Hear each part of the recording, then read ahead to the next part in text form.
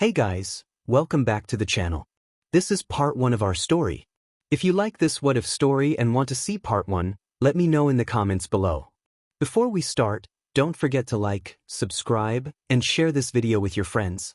Also, check the description for more great content and my playlist. This story was posted by 𝐼RON_DEVIL2560 on Wattpad. Now let's start. Prologue, Izuku Yagi, universe's unluckiest boy, we can call him. Everything was going good in his life. He had loving parents, who both were heroes. A twin sis, all they had common was their mother's facial features 𝐬𝐮𝐬𝐴, and 4 friends, the 𝐀𝐮𝐭𝐡𝐨𝐫 and 𝗀𝗚 twins, until at age of 4, Izuku was quirkless and 𝐬𝐮𝐬𝐴 wasn't. If you all want more in-depth then read this story 𝐿𝐿, you can read his story for base. Izuku was bullied by his so-called friends and his parents used to beat him as he was scoring lower in academics. No one helped him, he was blackmailed if he would tell it to authorities. As Izuku grew from 5 to 6 and to 7, those who cared about him like 𝐒𝐮𝐬𝐴, 𝐴𝐵, his friends, 𝐀𝐮𝐭𝐡𝐨𝐫, Tsukachi and 𝐀𝐮𝐭𝐡𝐨𝐫. 𝗏𝗏𝐼𝐻𝐼 and 𝐻𝐼nko did not allow them to be near Izuku, all they were given that he wasn't at home whenever they come, and if 𝐁𝐺, GT or 𝐀𝐮𝐴𝐴 would ask of his well-being, they would receive as answer was, Izuku is fine, he is outside with his friends, or other so. That was Izuku's life till age of 14, you will know next in chapter 1. Boom, a boy with hair of dark green and black and freckles gets thrown at end of the classroom. 5 figures come some in front of him.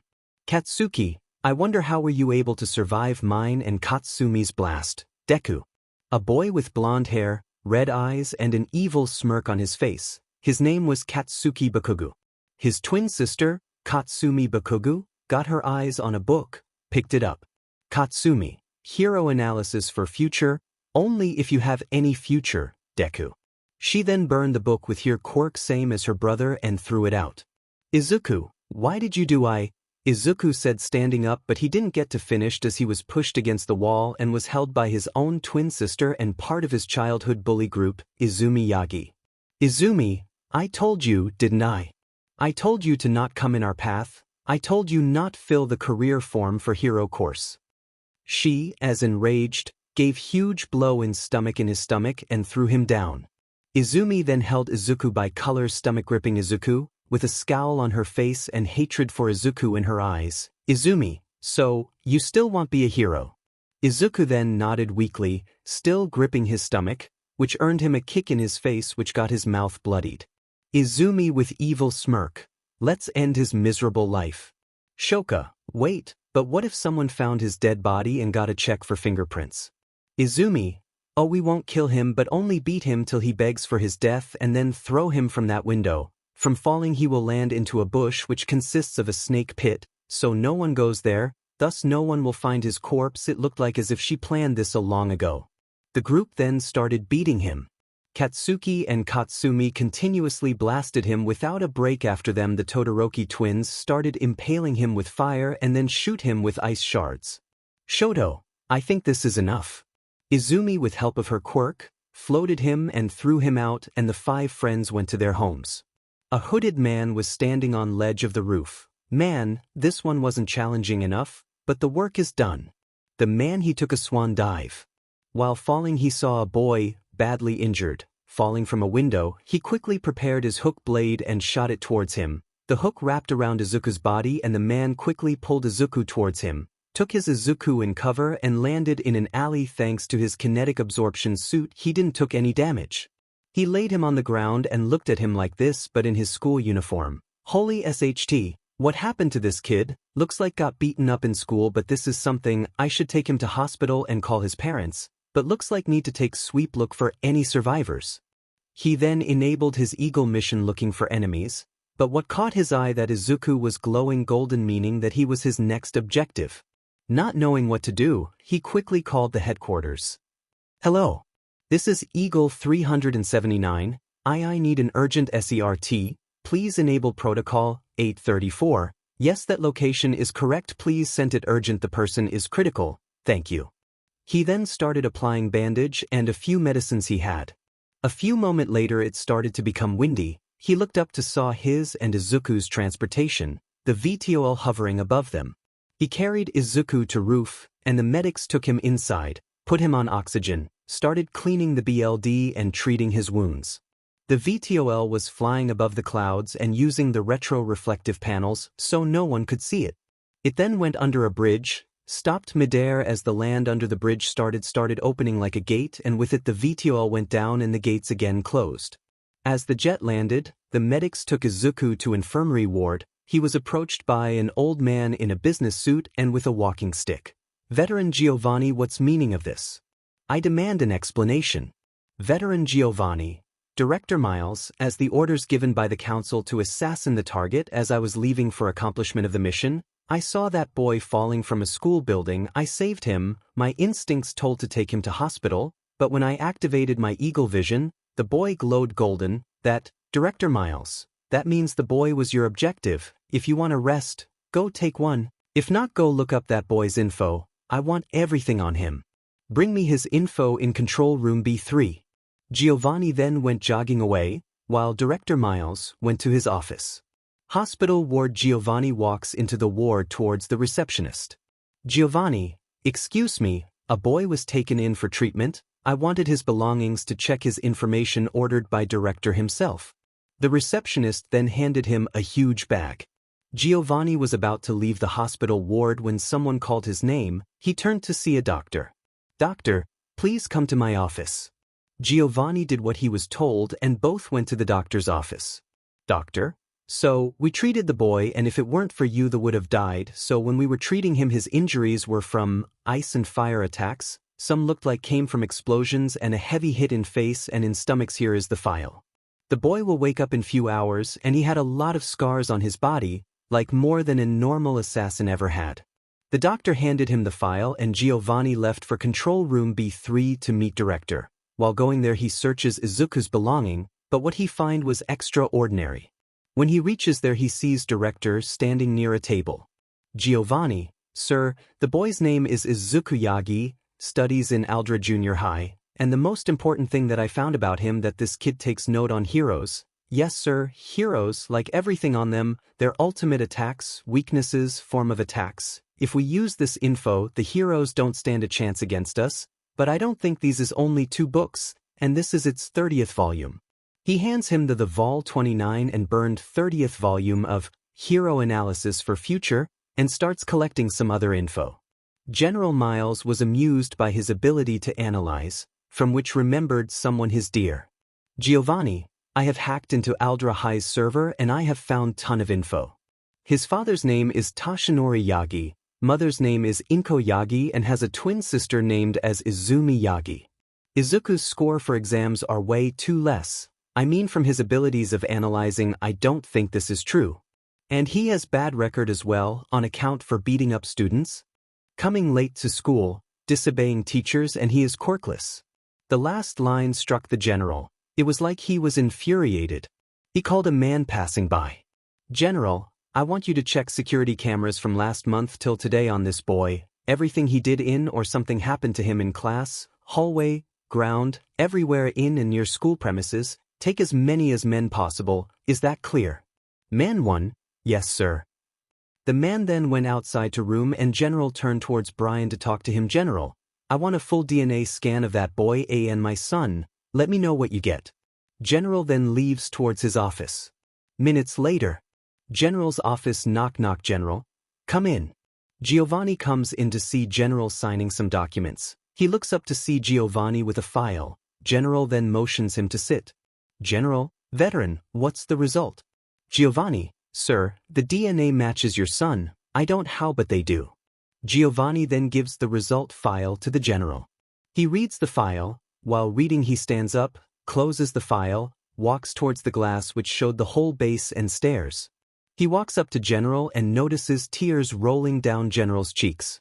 Giovanni, tears in eyes of General are rare. Sir, please do tell me what seems to be the problem here.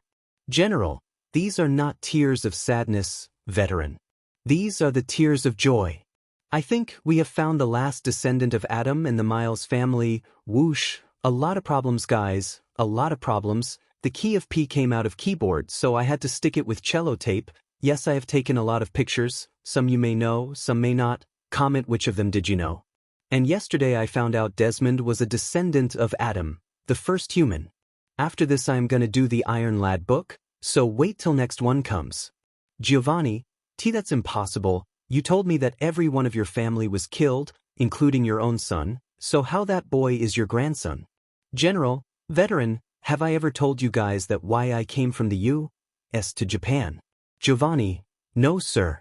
General, well, you are correct. Yes, every member of my family was killed excluding me, and the last member who died was my son, Benjamin Miles, so when I last contacted him, he told me that he made his girlfriend 𝗀𝗏𝗏 and decided to keep the child and get married. I never met his girlfriend, neither knew how she looked or what was her name, all I knew that she had dark green hair. But there are many women in Japan who have green hair, so 2 hours later, when I came to know my son died, I immediately rushed to Japan to find my grandson and his mother, but I failed, and now after 15 years of my conquest I finally found my grandson. But something is wrong. The general then goes to his computer and checks all babies born on July 15th in whole Mustafu. He searched Izuku's name was there alongside Izumi's, but what really struck him was that Izumi's DNA matched with 𝗏𝗏 Yagi, and so did Izuku's. He thought if he could see his son's girlfriend, he might be able to know the girl's name and how she looked. General, Logan, I need you to extract the BLD from Izuku, just a drop, and load it in my animus as my son, so I could finally know what happened to him. Logan Giovanni, yes sir. Saluting him, Logan went to the hospital ward. Izuku's POV when I woke up, I found myself on a bed attached to BLD pressure cuffs and oxygen mask attached over my nose and mouth. When the view became clear, it looked like I was in a hospital room. I started moving but felt a pain in my chest area. It wasn't late till I noticed I had my chest and both arms wrapped in bandages. And I was shirtless. Quickly I removed all the equipment, wore my shirt, which was lying on the couch, and headed outside. Thank God that I was alone. I quickly took a peek to check if the area was clear. I need to get out of this place. As it was clear, I started speed walking and decided to take the stairs. Suddenly, the alarm started blaring. All assassins, stay on guard and sweep the facility. We have a freckled green-haired male on the loose. The suspect may be armed. Proceed with caution and use only non-lethal force. I quickly started climbing, skipping a few stairs at a time. I found a door and there were no stairs, so as I exited through the door, something hit on the face and all was black. SPOV I was heading towards the hospital ward to get checked up. People around me were congratulating me for completing my latest mission, but man, that was one heck of a mission hard. I was thinking of hanging out with the guys. Hopefully, they are here too. The alarm went out. All assassins, stay on guard and sweep the facility. We have a freckled green-haired male on the loose. The suspect may be armed. Proceed with caution and use only non-lethal force. Everyone started running looking for the guy. I headed toward the stairwell. As soon as I was turning the doorknob, I heard sound footsteps coming from another side. Instead of opening the door, I took guard and formed a baseball bat. As the door opened, a green-haired boy came out. Quickly I hit him on the head and he fell to the ground. I decided to take him to the director's office. He will decide what to do with him. When I was on my way, I spotted Logan Giovanni, the man who changed my life. 𝐻𝐿1's POV Logan. Well, if it isn't Henry Holland, well done on mission kiddo. I thought that was an easy one. Henry. Oh, why didn't you try it yourself, huh? Logan. I would have, but Kent wanted to buy a new bike, but he wouldn't go alone, so I went with him. Henry. Oh, by the way, where is he and others? Logan. Well, Kent and everyone, except Fujisaki and Ryzen, is in quarters, and those guys had left the U.S. a while ago. They will arrive here in an hour and a half. Why don't you give me the boy and go freshen up and meet up with director? I will be with ya. Henry gives Izuku to Logan and goes to his quarters. Time skip. Logan takes Izuku's BLD and injects it into the animus. When the general uses the animus, his face is full of sadness, shock, and betrayal. Izuku then wakes up. When Izuku woke up, he found himself in an office. He noticed two people. One was an old man and another was a man in his 20s who was wearing some kind of hooded suit. The old man then approached Izuku. General, hello, my name is Nicholas Miles and you must be Izuku Yagi, I presume. Izuku, why yes, I am Izuku Yagi, Where am I? General, well, you are in 𝐀𝐮𝐭𝐡𝐨𝐫, the headquarters of assassins. Well, Izuku, have you ever wondered that why does your family treat you badly and harshly, and why are you quirkless? Izuku then nodded, eagerly wanting to know the reason why the whole world is treating him like that. General, well, it all started. This was the moment he will know why his parents are neglecting him, why his sister and so-called friends are bullying him, and why he was quirkless. General, let's get straight about you first. Who are your parents? Izuku, 𝐀𝐮𝐭𝐡𝐨𝐫 and 𝗧𝗏 Yagi. General, wrong. Your father isn't 𝗧𝗏 Yagi, and your mother heir, I will come to that later. The general then took out his phone and started scrolling through it, then he showed him a photo of a young man in his late 20s. Izuku had never seen this man in the photo. He had many questions like how 𝗧𝗏 Yagi isn't his father and a strange man is. Even if he is that man's child, shouldn't Izumi be too? He now had more questions in his mind. Izuku, who is this guy A, and then if 𝗧𝗏 Yagi isn't my father, then what he is to me. Izuku was getting confused every second and flinching every movement made by the general, which didn't go unnoticed by the general and Logan.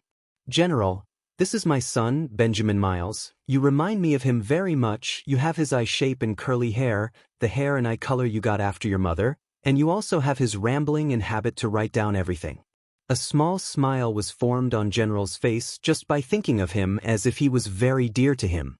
General, now on to your second question. 𝗧𝗏 is not your biological father and only your DNA matches that of my son, which makes you my grandson and also heir to Miles Enterprises Incorporated, also known as Miles Corp., a large, growing billion-dollar multinational company. The American diversified multinational is owned and chaired by me. Later you will run it. It's your choice though, with some help and teaching, of course. Izuku didn't know how to react to that. He was a quirkless loser, heir to a multinational multi-billion-dollar company. He wanted to tell this to his mother, who will be finally proud of him and call him her son, instead of treating him like trash, but what he didn't know that was the action he will be taking in a moment will crash down his entire world. Izuku, excuse me sir, can I have your phone? I wanted to call my mom. I need to tell her about all this. A scowl appeared on General's face as he put his mobile in his pocket. Izuku read his face. He had a sympathetic and apologetic look on his face. He knew something bad is going to happen to him. General, you might want to take a seat, young man. We shall discuss about your mother. Shaking, Izuku sat on a nearby couch. General sat beside him and faced Izuku. He took a deep breath. General, young man, 𝗀𝐻𝐿 Yagi is not your biological mother. When you were a month old or so, Benjamin and you were out taking a stroll, and a villain attacked your father, my son, got killed but you were unharmed. The Yagis adopted you. I am sorry, young man. There are more details, but I spared those for later talk. The general and Logan both had seriousness on their faces. As for Izuku, he was shaken up a lot. Now it was proved that it was his destiny to be a loser. He didn't know what to do, his whole world crumbling around him. First his sister and her friends beating him to near death, and now he found out his father, his biological father, was dead, and the people he considered his family was not even related to him through blood. Tears were no streaming. Izuku mutters, is that why she treated me like a T for all these years? Izuku's statement surprised the two adults present in the room. Hearing this, the general quickly shot up. He was very much angry, and he gritted his teeth. General, she did what? Izuku told him how 𝗀𝐻𝐿 would beat him for every small mistake he did, how she would use her quirk on him, sometimes even beating him for something he did not do, or taking out her anger. The general now had a red face. Every moment passed he would think of ways he could torture this woman. He wanted to just go to her house and beat the shit out of her, and only Logan knew he can do that. He then calmed down and saw Izuku and thought, he is weak, I must help him, he is devastated, he is my grandson after all. He then signaled Logan to leave them alone, who did as he told, and then he sat beside weeping Izuku and started rubbing his back and comforting him. Izuku, I don't know sniff what to do. Sniff, it's like I am destined to be a loser. Sniff, everyone I thought was family is not one. Everything is just crumbling around me. General, listen, kid, in almost everyone's lifetime this type of thing occurs, even it had happened to me, but you know what? These types of things make us stronger. It's very late. I know those people won't even care if you get to that place late, so how about this? Logan will drop you off at my place, you sleep there and tomorrow morning we will talk about everything, okay? Izuku then nodded as the general then pressed a button on his desk, which seemed to call Giovanni as he entered the office a few moments later. General? Logan, please drop young Izuku at the manor and you should leave for home too. Logan. Yes, sir. To Izuku, your things are on the chair just outside the exit. Why don't you sit there while I talk something to General? As soon as Izuku made an exit and was out of the earshot, Logan turned towards the general. Logan, with all due respect, sir, do you wish to add Izuku to the candidates for Project Rebirth? General, no, I don't think Izuku's mind is even stable right now. Even if he qualifies for the project, it might affect him negatively, and if it's as bad as I think it is, he might even die. For now, feed the boy till his stomach is full, he looks malnourished. Logan, yes, I agree with you, and where shall Izuku sleep? General, don't worry about that, I told the housekeeper to prepare the second bedroom, and one more thing, protect him at all cost, even if he qualifies for Project Rebirth, he would be a great asset to us. Logan, with my life, sir. With that, Logan took an exit and found Izuku searching his bag thoroughly, who rather had a worried look on his face as he searched every part of it. Logan, what you doing, kid? Izuku, I was just doing a quick search and apparently, I can't seem to find my 2 notebooks and I am sure I kept them in here. Logan, those with written volumes 29 and 30, and one of them burned right. Izuku nodded, still searching for his notes, in another slot of his bag. Logan, yeah, General has him, he is gonna study those, I must say, kid. All I took a glance at him and I must say I am impressed. Izuku, thank you, it's not every day I get compliments for my good deeds. Logan, well, pack it up, we are going. Izuku then started putting his stuff back in his bag and he put his bag over his and stood up. Logan then placed his arm over Izuku's shoulders and both started walking toward the elevator. Logan, so, you must be shocked at knowing all your life has been a lie. Izuku, I really don't know, it's just hitting me one by one, as my grandfather said, it will get better. Yes. Both of them entered the lift and went to the ground floor. As the doors opened, Izuku stepped out and found himself in some kind of underground military base. Just before he could move further ahead, Logan put out his hand to restrain him from moving ahead as he motioned Izuku to look ahead. As he glanced ahead, a jet just landed in front of him, and his gaze followed it till it slowed down and was parked beside the other jets.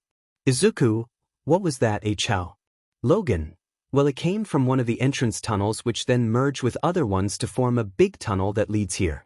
Logan said, pointing towards the tunnel which was now closing. Logan then started walking in a specific direction, Izuku followed. As they were going, Izuku could see people doing military training, while others played basketball, but all of them had one thing in common, they all wore full-sleeved hoodies and had worn some kind of braces on their hands. Izuku, so what's all this? Who are this people? Logan, kid, you asked too many questions, don't worry, the general will answer 'em. Izuku, sorry. Logan, no worries, kid. Both of them then arrive near a bunch of different cars parked parallel to each other. Logan then fishes out the keys of his car and unlocks it, turning their heads to the source of the beep, and they both find an Aston Martin DB5 parked second from last. Izuku was wonderstruck. Front of him was DB5. Logan smirked as the car was his prized possession and he never let anyone touch it. Izuku, is that DB5? Logan, yep Izuku, there are only 20 of these in the whole world after Quirk Wars, aluminum engine, enlarged from 3.7L to 4.0L, a new robust ZF 5-speed transmission, and 3 SU carburetors. This engine, producing 282 brake horsepower, propelled the car to 145 miles per hour. It goes from 0 to 60 miles per hour in 8 seconds. How were you able to get this? Logan was amazed, even though he didn't know half of the information about the car Izuku knew. Logan, I got it from a mission in the States, I would love to hear more about it, kid, but I am sorry for this. Izuku, In a moment, Izuku was knocked out by a strike on his neck by Logan. He strapped Izuku with a seatbelt in the back seat and put his bag with him. He sat in the driver's seat and started the car and drove away in the open tunnel. The general saw this from his office, and when they were out of sight, he sat down in his chair. "General, welcome home, Brian Miles." Izuku wakes up gasping in the back seat of Logan's car, finding himself in a seatbelt with his bag next to him. "Izuku, where am I?" Due to the sudden shouting, Logan almost lost control of the car and hit a car coming from the opposite lane, but quickly took control. "Logan, holy idiot, calm down, gave me a bloody scare. You are in my car and we are heading to the old man's house, your new home." Izuku, "Oh, how much time is there, if you don't mind me asking?" Logan, "Well, we will enter 𝐀𝐮𝐭𝐡𝐨𝐫 Hills in 5 to 6 minutes, so 8 to 9 minutes to reach." Izuku, "Oh." Izuku makes himself comfortable and pulls his bag towards him and stares through the window. Watching trees go past them as they entered 𝐀𝐮𝐭𝐡𝐨𝐫 Hills, he saw gates, probably to private properties. Whoever owned estate in these hills is either a CEO of a big company, a big hero, or a very rich guy. Soon Logan took right, and a few moments later the car stopped in front of a Tuscan-style house. Izuku looked through the glass and was very much awed. Logan then got out of the car. "Logan, come out, this is your stop." Izuku, "Well, okay." Izuku then unbuckled, grabbed his bag and got out of the car, his eyes glued to the magnificent house in front of him. Logan then locked the car and put a hand on his shoulder and led him inside. "Logan, come, let me show you." As soon as they entered, they were greeted by a formal living room with a dramatic towering ceiling and multiple columns. A fireplace under a large mirror which created a sophisticated focal point. It had marble tile flooring and a towering tray ceiling mounted with a candle chandelier. It had elegant seats and a glass-top coffee table over a black area rug. A guy and a girl were sitting on the end chatting with each other. I am telling you, he was literally crying, begging me to spare him. "Man, you should have been there, Mary." "Mary, stupid, I was watching through your lenses though. He busted your earpiece. Good thing you spared him." Jotaro, "Hey, I may be an assassin, but I am still human, you know." Mary's and Jotaro's attention went to Logan and Izuku, who was hella nervous. His lips were quivering and legs were shaking. Jotaro stood up, as well as Mary. He went towards Izuku, but Mary stayed behind. Jotaro was giving a deadly aura. Izuku started sweating while Logan stayed the same. Things were very quiet. Jotaro then came in front of Izuku. He was towering over the quirkless boy, while Izuku was sweating bullets. Jotaro then raised his hand, and as it came down he gave a big pat on the green-haired boy's back. "Jotaro, welcome, kid. Logan informed us about your arrival." Everyone except Izuku burst into laughter. Mary started rolling on the floor and Jotaro clutched his stomach. Logan had tears in his eyes. Everyone soon calmed down and Jotaro said while offering a handshake, which Izuku accepted. "Jotaro, sorry about that, it's a custom for new arrival here, you know. Name's Jotaro Kent, nice to meet you. The girl back there is Marigold Reed, you can call her Mary. Mare, it's up to you, but first, Mary, I can introduce myself. As this dumbass said, I am Marigold Reed. You can call me whatever you want. I hope you like it here. Welcome." Mary introduced herself as she interrupted Jotaro. She was a bubbly girl, roughly the age of 18 to 19, where Jotaro seemed 20 to 21 or something. After the greeting, Logan then led Izuku to his room, which wasn't too big, but was luxurious. He took a look around. It was a tufted platform bed and a sitting area by the bay window, a small table just opposite the bed. He sat on the bed. It was so soft that it felt like he was sitting on a bed-sized marshmallow. He placed his bag beside the side table. He was very tired. All his energy was drained. He just wanted to sleep on the soft bed and wake up in his bed and end this dream. He gave in to his tiredness and fell on the bed, instantly going to sleep. Sometime later, Logan comes knocking on the door, but seeing the green-haired protagonist is asleep, he pulls a blanket over him and leaves. A note saying, "We have left rice for you. Hope you know how to eat it, and if you need anything just knock on my door. I will be there, Logan." And soon he left. It's midnight, everyone is asleep. Izuku is sweating, grasping his bedsheet, twitching in bed, moving around, and wakes up with a gasp. "Izuku, yes, where am I? What's this place?" Soon, it all came to him, the reveal of his origin, the assassins, and he just sits there, thinking of what would happen to him. A small part of his mind wanted all of this to be a dream, but it wasn't. He then picks up the note Logan left him and reads it. drinks the water in glass which was covered by a coaster.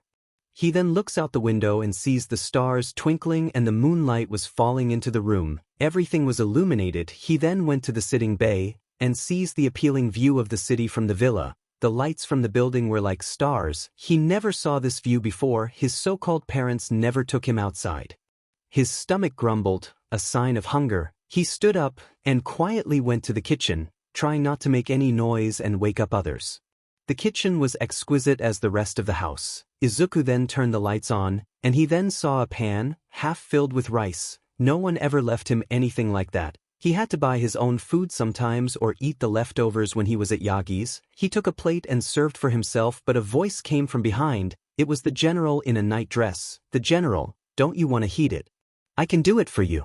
Izuku startled. "Wow, okay, thank you, and did you see came back?" The general starts reheating the food while yawning a little. "The general, just an hour later when you fell asleep." Here he then places a hot rice plate in front of Izuku and takes a seat beside him, pouring him a little water in a glass. Izuku found it weird. No one ever treated him like this. He just ate silently and then opened his mouth to speak. "Izuku, why are you treating me like this? I am just a quirkless nobody, so why?" General laughed at it, then calmed down. "General, I have two things to say. First, you are my grandson. When your father was of your age, he always wanted to spend time with me, but I hardly got time. I was running between my duties as an assassin and a businessman so much that I ignored duties of being a father and a husband. Now that I have limited time and a grandson, I wanted to spend some time with you, kid. Second, it doesn't matter if you are quirkless or not. What matters is what you are from inside. Plus, quirklessness runs in our families. Heck, even I am quirkless." Izuku couldn't believe the words from his grandfather. It was in his genes that he was quirkless. It was his destiny. It was, "General, I know what you are thinking. It's because of us that you had to suffer so much." No, don't think like that. If you are born into a family of assassins, that means you are destined for something greater good. Sure, you had to face hardships and suffering, but that also runs in family from centuries. For me, it was losing my children and my wife. For your father, it was losing his mother and his siblings. This is what makes us an assassin. Izuku listened to what the old man was saying. Maybe it was his destiny for the greater good. Little did he know that in the future, he would do something so great that it would save millions. He finished up and put it in the sink and sat back in his place, drinking water. "General, you want to know why quirks started appearing? The story doesn't start with the glowing baby in China. Izuku, I am not getting any sleep so sure. General, alright then, let's go back to 2012. The world was ending. A mass coronal ejection was gonna hit Earth on December 21st, 2012. It was so large that almost all humans would perish, and there was a huge crisis over us. Only a person had the power to stop to prevent this. His name was 𝐀𝐮𝐭𝐡𝐨𝐫, your and my ancestor. There was an underground temple, built by precursors. I will tell you about them later. So remind me, so in that temple there was an orb on a pedestal. If it was touched, an arc net would be released on Earth, thus protecting the Earth and saving humanity. Izuku, but there is a sea catch, art. General, yes, you are a clever one. The catch was, if he touched it, he would lose his life, and a precursor, who wanted to take over Earth and was trapped in the temple, would be released. But another option was that, while the majority of Earth's population would die, there would be a small number of survivors. Desmond would become a symbol of love and hope for the new world, similar to Jesus Christ, though following his death, his message would eventually be misinterpreted and corrupted by those who followed him, and lead to war, thus repeating the cycle of religious conflict through history. But Desmond without hesitation touched the pedestal and gave his life, also protecting billions of people and releasing Juno. But he believed in assassins and humanity, and coincidence is, Desmond's son, Elijah Miles, your another ancestor, was the one who killed Juno. Funny how things work. Now when the pedestal was activated, an arc net was released over the Earth, but it had effects on Earth. Izuku, I like what? General, 8 years later, the coronal mass ejection grew stronger and stronger, and heat and radiation were rising rapidly, but assassins managed to slow it down. The effect changed normal humans' gene into having quirks, but we assassins don't have quirks as we are immune to precursors' technology, and the arc net was a precursor technology, so 2 years later in China, as we all know, the glowing baby was born. "Logan, if you are done hiding behind the wall, get me water." The general was breathing heavily as Logan, who came from the living room, brought him a glass of water and sat beside the grandfather and grandson. "Izuku, I have many questions." "General, fire 'em away." "Izuku, so who are the precursors?" "General, well, precursors, or ISU, as we call them, were ancient and highly advanced species of human beings. They were like humans, but they had a longer lifespan, were 20 feet tall, had a sixth sense called knowledge. They existed for several millennia before the rise of even most ancient civilizations. They created humans so that they could enslave us." "Izuku, so how the humans got free?" "General, the ISU made a device called Pieces of Eden. One of them was the Apples of Eden. The apples can interface with these neurotransmitters to issue commands to the human brain, thus allowing them mental control over humans. Now, there are species called hybrids, which are a mixture of Isis and humans' DNA. These species were born without the neurotransmitters and thus immune to Apple and the ISU technology. We are descendants of hybrids. I have 798% of ISU DNA, and Logan has 273% because of his Ukrainian assassin ancestry. So these hybrids ran away from their captivity and waged a war against the ISU. Some famous hybrids are Adam and Eve. Any other questions?" Izuku was awed with so much information only if he could just write it down in his books, but his memory was strong, though he had many questions. "Izuku, you said that precursors were extinct, how?"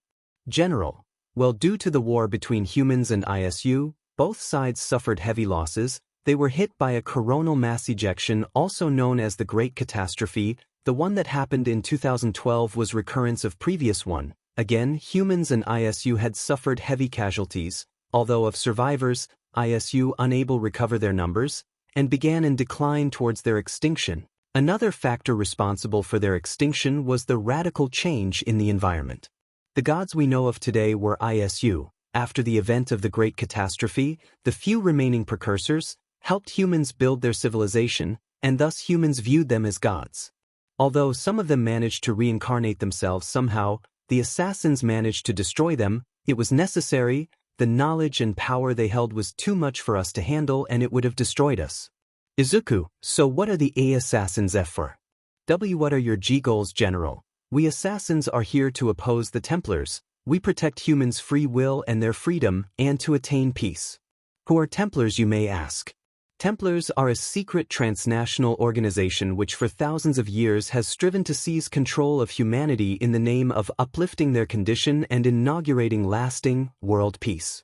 Their vision of a perfect, global society, which they term the New World Order, is one which entails a world government under their dominion, whether directly imposed or in the form of a shadow regime manipulating states and society from behind the scenes. Assassins and Templars are, or were different sides of the same coin. We want peace but not with sacrifice of humanity's freedom. But things have changed now. The Templars want power and ruling over humanity. Even though we assassins are good in numbers, the Templars are still in hiding. They are controlling many things: the underworld, this society, the government, news media, various organizations, institutions and companies. "Izuku, but heroes will stop these Templars, right?" "That's what they do." "General, heroes, the word has lost its meaning. Most of the heroes are corrupt and many of them are under the Templar control." "Hell, the whole hero association has Templars in it. They made their way up by murdering people and bribing. We are not like them. The only thing that hasn't been infected with this Templar is our company. Many of its employees are assassins. The Templars and assassins are at each other's neck for centuries, and it will go on." The situation was very serious. Logan was leaning against the wall, and the general took a sip. "Izuku, do you have any proof of this?" "Logan, of course we do, or Sir wouldn't have told you. Tomorrow, we will show you at base." "General, it's 2 a.m. Go to sleep. We will talk later. Perhaps I will tell you how assassins rose back from the brink after the green-haired boy smiled brightly, saying goodnight to Logan and General. Izuku went to his bedroom. On the other hand, the general and Logan started discussing as Logan took Izuku's seat. "Logan, do you trust him, sir?" General, I do. Even if he leaks it out to someone, no one will believe him, unless the Templars get their hands on him.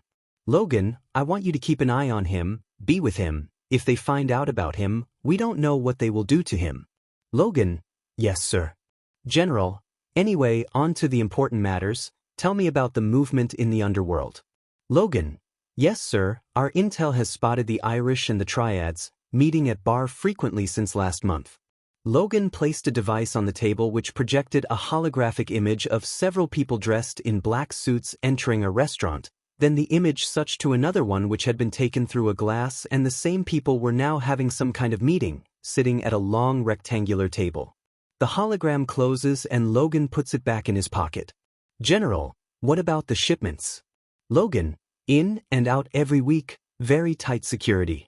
General and Logan continued discussing. On other hand, Izuku was lying bed, thinking how his life took a turn, not knowing what to do. Some part of him wanted to run away and go back to his shitty life, probably making it before sunrise, but other part of him wanted to stay on the bed. It's first time it has happened that he can sleep peacefully, with treating his wound given by his peers or crying to sleep. It was peace at last. The cold breeze touched his skin, making him vulnerable to his sleepiness. He started staring through the window beside his bed. Unbeknownst to him, he started falling into the void of sleep. A peaceful sleep.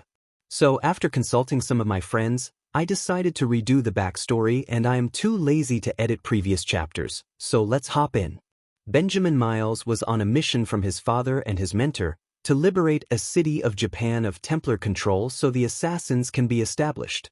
To not attract attention, he took a false name as 𝐒𝐮𝐬𝐵. The city which was assigned to him was 𝐒𝐮𝐬𝐴. As he was all alone, it took some time, but by the time half of the city was liberated, he fell in love with a woman of his age, not 𝐻𝐻𝐿. They went out together and he got her 𝐻𝐮𝐭𝐡𝐨𝐫. Both decided that they would keep the child, and 𝐻𝐵 also proposed, to which he got a yes. He even wrote a letter to his father only stating he was going to be a father but not his girlfriend's name. He mentioned what his name would be if it was a boy or a girl. 9 months later the baby was born. They named him Brian Midoriya, but his mother would call him Izuku. They decided to get married when Izuku/Brian was 3 months old, but it never happened. One day, Benjamin decided to take a stroll outside with Izuku. The same day, AFO attacked 𝐒𝐮𝐬𝐴. Benjamin knew AFO was part of Japan's Templar Order. He helped the civilians evacuate, but he himself couldn't escape.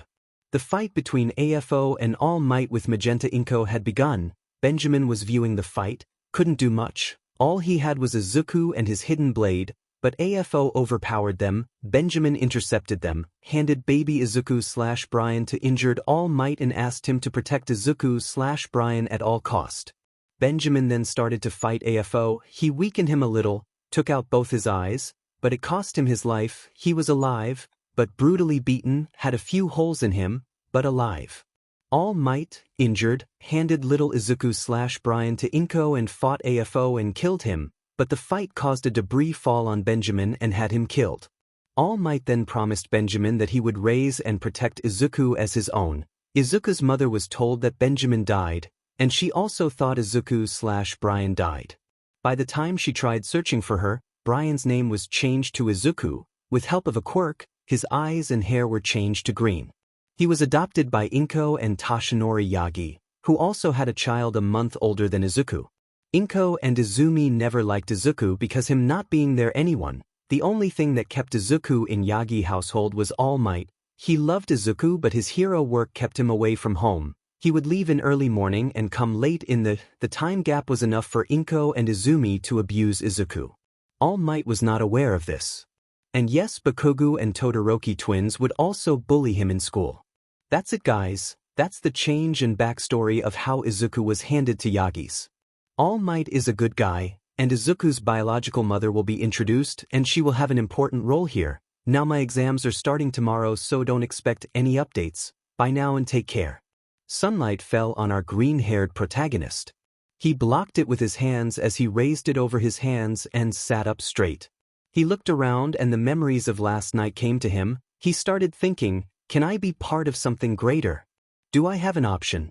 I should see what my grandfather has to say. Maybe can he help me become a hero? I should talk to him. He broke out of his thought just as he stepped down from bed. The pain started throbbing in his ribs, he gasped and grunted. He looked around and found a note with a few pills and a bottle of water. These are meds and painkillers. Take green and blue ones once a morning before breakfast, and red ones if pain kicks in. Logan, he took the said medicines and slowly got out of his bedroom. The whole mansion was quiet. All he could hear was the chirping of birds. He then headed downstairs and checked the kitchen. It was empty too. Just then he heard something, grunts and pantings. He followed the origin of the sound to the main entrance only to find that Logan and Jotaro sparring in hand-to-hand combat on the lawn opposite the entrance to the house, while Mary and surprisingly Izuku's grandfather Nicholas are doing push-ups on the driveway. Both were drenched in sweat, but Nicholas was going faster than Mary. Izuku then sat on the stairs, waiting for his grandfather to complete his workout. He took a look at Logan and Jotaro's sparring, Izuku wondering about their quirks. Then his mind shifted to his adopted family. His adopted father never treated him wrongly. He was always kind towards him. Out of everyone, only he believed that Izuku could be a hero. When he found out Izuku was quirkless, he brought Izuku various gifts and gave him hope of being the first quirkless hero. But as he is All Might's assistant, he was always away from home, which gave more than enough time for Inko and Izumi to torture him. He then thought to himself, have they noticed my absence? Normally they don't even acknowledge my existence. Should I ask my grandfather if we can sue them? That would make me just like them. I am so confused.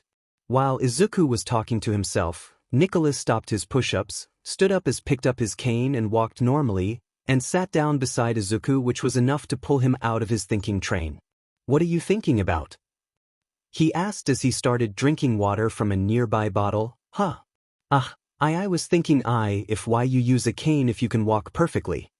Izuku lied, but it wasn't missed by the old man, even though he answered, to confuse my enemies that I am weak. Now stop lying and tell the truth. Izuku then apologized and said as he looked at the ground, I was thinking if we can sue my family for abusing me. Sure as hell you can if we have enough proof, and if you are willing to testify, we can put them in jail too. Now if you are comfortable, can you explain how you were abused and who abused you? Nicholas said, looking into Izuku's eyes. At the mention of abuse, Izuku's eyes twitched, his pupils contracted to show fear. Izuku swallowed a gulp in his throat and said, well, as far as I can remember, my life took worse turns when I was diagnosed quirkless. I still remember very clearly, when we arrived, my mother celebrated that my sister had a quirk. She called and told everyone about her quirk. I was crying in my room, but I could hear their laughter. Sure, I was happy for my sister. My mother didn't speak me for a whole day later. Sorry to interrupt, but I want to know the reactions of people around you and how they evolved over the years. It was Mary this time who spoke, with seriousness in her eyes and her hands folded. I know it would be hard for you, but you have to if we have to put your adopted mother and sister and her friends behind the cells. Okay, my mom just used to take out her anger from work on me by beating me, would use her quirk on me like one time she used her quirk to slam head against the wall. I was unconscious for days. All she did was threw me in my room and I had to treat my wounds by myself, Izuku said as tears formed in his eyes. He could still feel the pain when he was hurt. Now even Logan and Jotaro were standing near to hear his tragic past. Then there was Izumi and her friends, the Bakugo, and the Todoroki twins. Ever since the day they found out I was quirkless, they would use me as their punching bags, pushing their quirks to limits by using on me as much as they wanted. At home I was treated as a house SLV. Even at school everyone made fun of me and bullied me, and teachers would just turn a blind eye. Sometimes I would get good grades and still, they would fail me. As he finished, he closed his eyes and tears slowly rolled down his cheeks. The atmosphere was quiet. Logan and Jotaro were silent, until Jotaro spoke. Man, that is some nasty. Nicholas, on other hand, was said is an understatement. Inside him his blood was boiling. He was gritting his teeth as he cracked his knuckles. Then he asked, what about your adopted father? Where the hell was he when this was going on? Everyone including Izuku could sense the bloodlust coming from Izuku. Replied, he was not home much. Would come once a month, and then he would be surrounded by and Izumi. Out of everyone, only he was kind towards me, but we hardly talked. Izumi and mom kept him away from me, lying to him. No one suspected of you being treated harshly.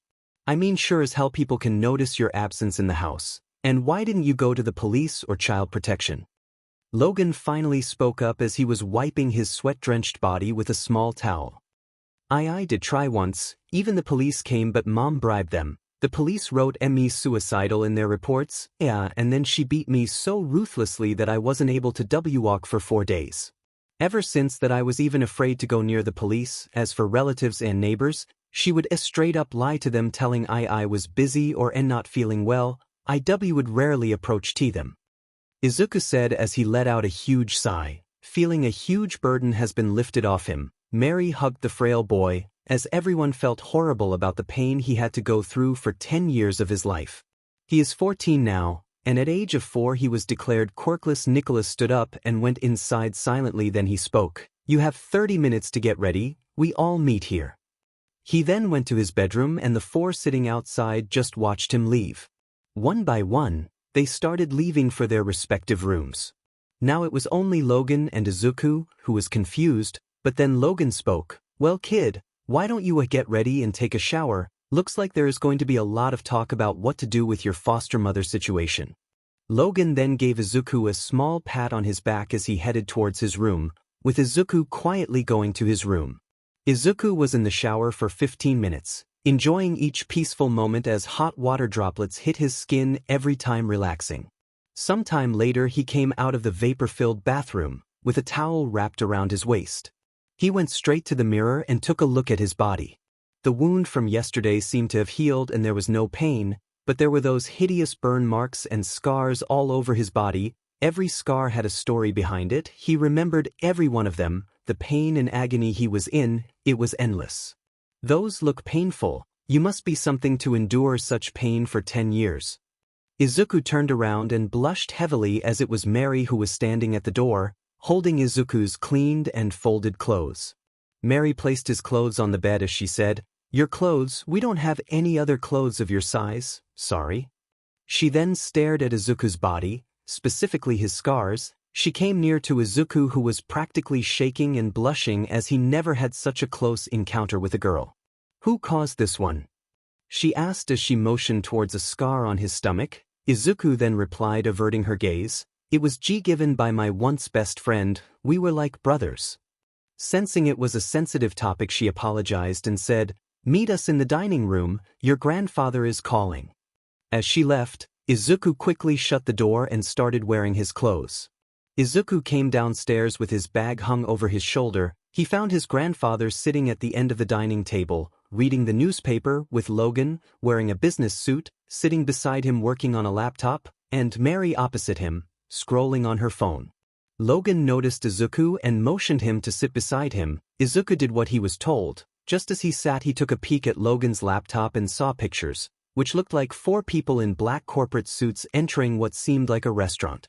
Logan saw and smiled, then closed the laptop, breaking Izuku's attention, and said, It's not good to peek into others' stuff. This caused Izuku to rapidly apologize, causing Logan and Mary to laugh and Nicholas to lower his newspaper and look at him and then go back to reading the newspaper. After everything calmed down, Jotaro served everyone and himself a plate of pancakes and sat beside Izuku. As everyone ate their pancakes, they complimented Jotaro, which caused him to grin, and Logan murmured to Izuku, Most of the time he makes us food, healthy and delicious food, gives us tons of energy. After quietly eating their breakfast, Nicholas said with a serious face, Now that our breakfast is done, let's get to the business. Logan, since you saw Izuku's scars and burn marks, and know his story, what do you think? His foster mother and adopted sister and her friends can be charged for. Well, for 𝐀𝐮𝐭𝐡𝐨𝐫 Yagi, she defies the Child Welfare Act of 1947 and Child Abuse Protection Act 2000, both Articles 1 and 2. Logan said, with Izuku overwhelmed by his knowledge, he continued, As for Izumi, Todoroki, and Bakugo twins, since they are 14 years old, limited term of imprisonment. How much long are we talking about? Izuku asked with a worried look on his face. Logan replied, Anywhere between 5 years to 18 years. Izuku then said, I don't know what to do. On one hand, I want to sue them, make them pay for what they did to me for years, but their careers and entire life would be destroyed. They had a choice, young man. It was Nicholas who spoke this time as he banged his hand on the table, rattling the plates on it, and he was furious. A choice to treat as a normal boy, just like any other children of your age. But they didn't, now they will pay for their deeds. Listen, boy, if you sue them and justice is served, you give the quirkless children who are treated wrongfully in this society hope. So please think over it. Nicholas had calmed down, but he was just suppressing his emotions inside. Everyone now was looking at Izuku, and his eyes made contact with the eyes of everyone on the table, all of them telling him to file the lawsuit. He then closed his eyes and various images started flashing in front of his eyes, all of them containing how he was beaten, discriminated against, neglected, and whatnot since last 10 years. He then opened his eyes, took a deep breath, and spoke, "I will sue them." It seemed that Nicholas was waiting for this moment to happen as he immediately started giving orders to others. "Great, Logan, contact that friend of yours and take Izuku with you, see what needs to be done and call me when you are done. Mary and Jotaro, you guys are with me, we need to find our enemy's next moves, let's move people." With that said, everyone got out of their chairs and rushed outside. Nicholas, who was with Mary and Jotaro, nodded to Izuku as he gave a nod in return. They drove away in a Mercedes with Izuku waving them goodbye. Logan then told Izuku to stay there as he went inside the garage to bring the car. The garage door opened as a black Corvette Stingray rolled out slowly and stopped in front of Izuku. The window of the passenger seat rolled down with Logan bending a little looking at Izuku through his sunglasses and said, "How's it?" Surprised, Izuku quickly sat in and threw his bag in the back seat as he started checking out the red and black interior. "Whose car is it?" he asked. To Izuku's surprise, Logan said, "Your father's. He used to drive this when he was in the USA, from what the general told me, it was his favorite." Izuku stayed silent, as he slightly started tracing his finger on the car's dashboard. "So where are we going?"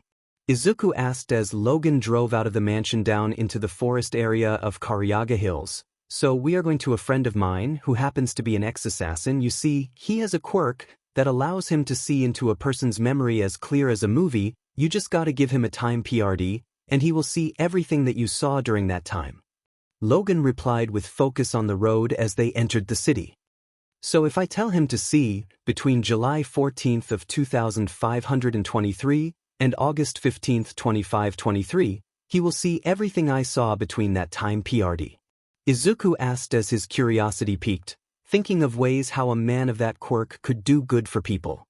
"Exactly, now he is a psychiatrist, he helps cops and heroes alike by seeing memories of criminals. Now you see the memories that are fated to you are fated to him too, so let's hope you have enough of those memories to put those tormentors of yours away for good," Logan said as the sports car accelerated, overtaking the other vehicles smoothly. "I had a question. How do you guys know about the history of assassins and Templars and the so-called ISU, like we are talking about millions of years ago, and I am very sure that many records were destroyed during the Quirk War?" Izuku asked as it captured Logan's attention this time, but still his focus was on the road.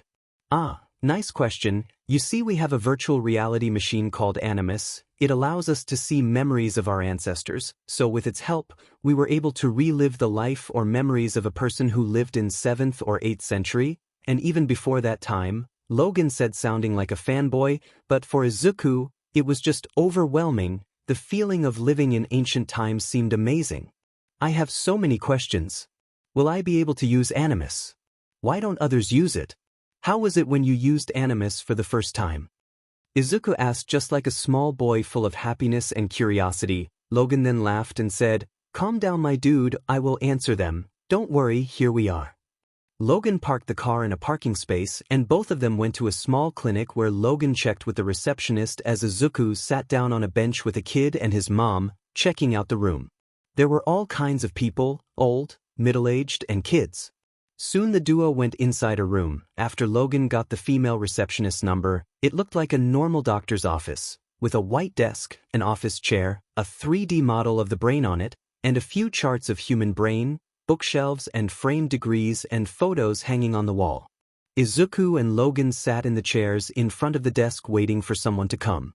Another door, which was behind the desk and chair, opened and a man with black hair and eyes wearing glasses and a lab coat came and smiled upon seeing Logan.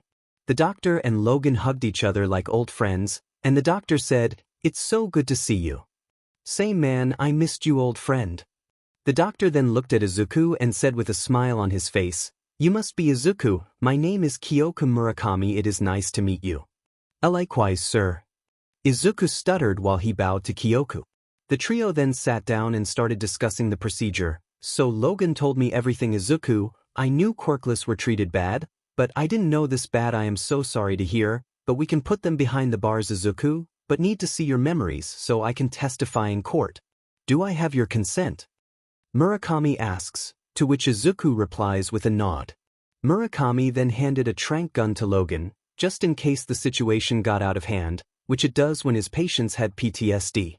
Now it was just two of them sitting at each end of the desk, facing each other. Their gazes locked with the other's gaze. Murakami's eyes started shining yellow, as Izuku with his eyes opened had blacked out, but his sitting position did not change. For 15 minutes, everything was quiet. Neither Murakami nor Izuku had moved an inch. Just then 𝐀𝐮𝐭𝐡𝐨𝐫 started groaning and shaking and gritting his teeth. Those groaning turned into yelps. Logan quickly aimed the tranq gun at Izuku, but then Murakami shouted, "Don't. I can handle this. It's too much. The pain, the agony, oh God." With the last pain-filled scream, Murakami went silent. He was about to be dropped on the floor due to exhaustion, but Logan quickly caught him and slowly placed him on a nearby couch. Izuku was unconscious, so Logan called the receptionist, who told him that it is a common cause for both patients and Murakami to black out whenever they experience the trauma of the past. "I swear every time I had 10 yen when this boy faints," Logan murmurs to himself as he sits on a chair and texts Nicholas, updating him on the situation. After some time, Murakami woke up and he started rubbing his forehead due to the pain. He then sat on his chair and drank water from a nearby bottle. "So, what did you see?" Logan asked. "Hell, Logan, hell on earth. I cannot put the pain and the agony in words. It's just horrible." He was a child, Logan, a small child, and being outcast and tortured at such early age. He is fortunate that his mental health hasn't been affected much, except for the twitching and stuttering. Being beaten to SHT at home and school is just horrible. There was one thing that kept his mind from being crushed. It was his determination and willingness to be a hero. Even after every time he was beaten down, he had only one thing in his mind: to become a hero. That is just very rare in this generation. Murakami said as took a sip of water and then glanced at peacefully sleeping Izuku. "He is just something else, Logan, just something else. Anyway, the rest of the procedure will be told once he wakes up."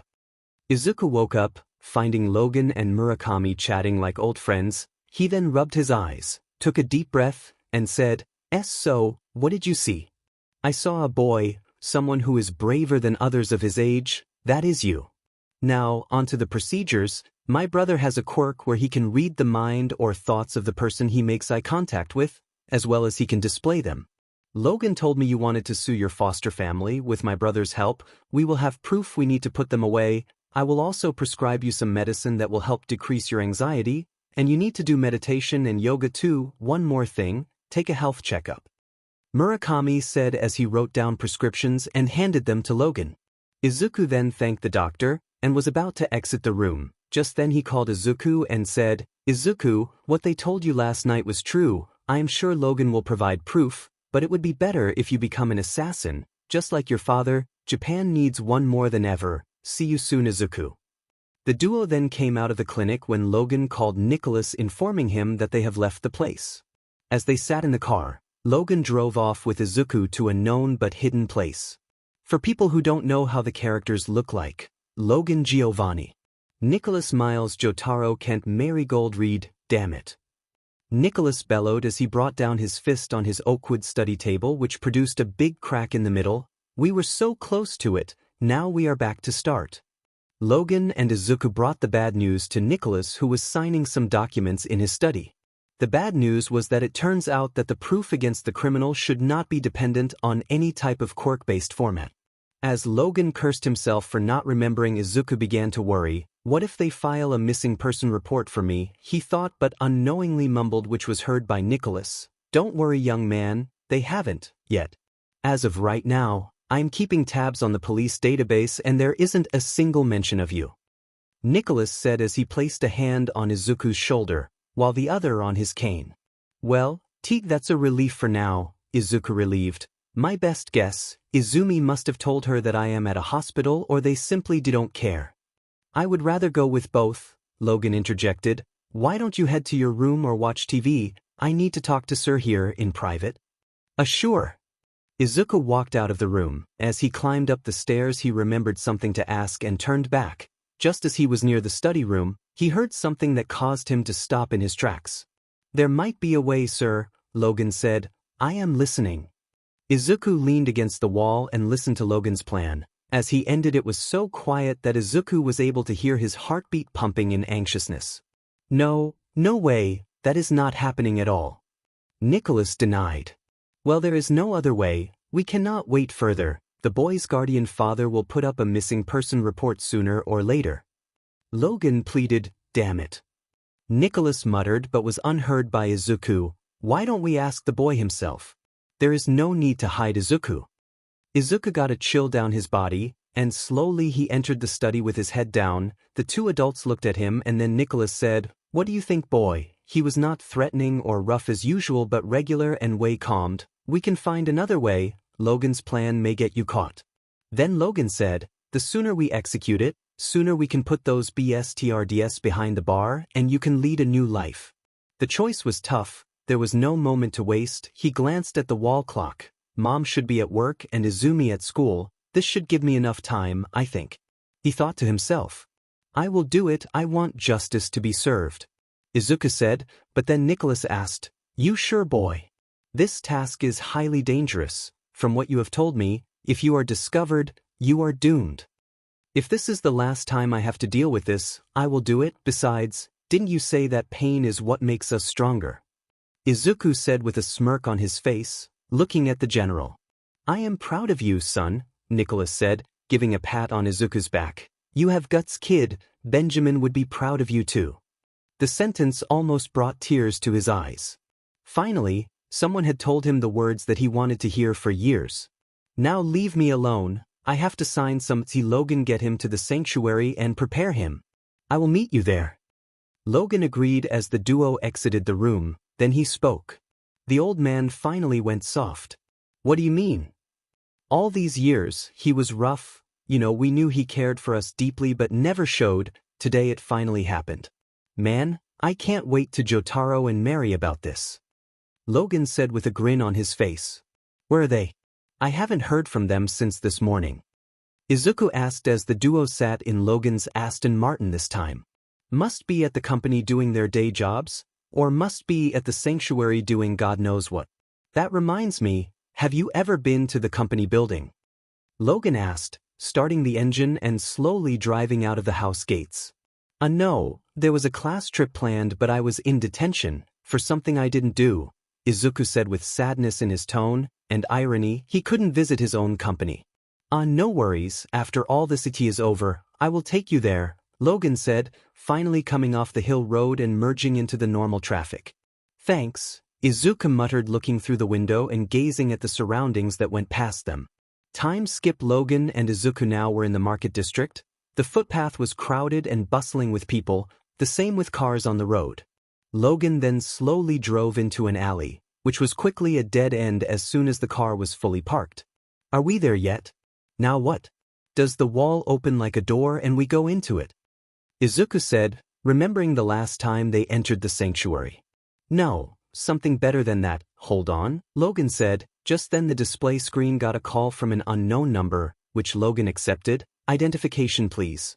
The caller spoke, to which Logan cleared his throat and said, Logan Giovanni, rank 8, advanced apprentice.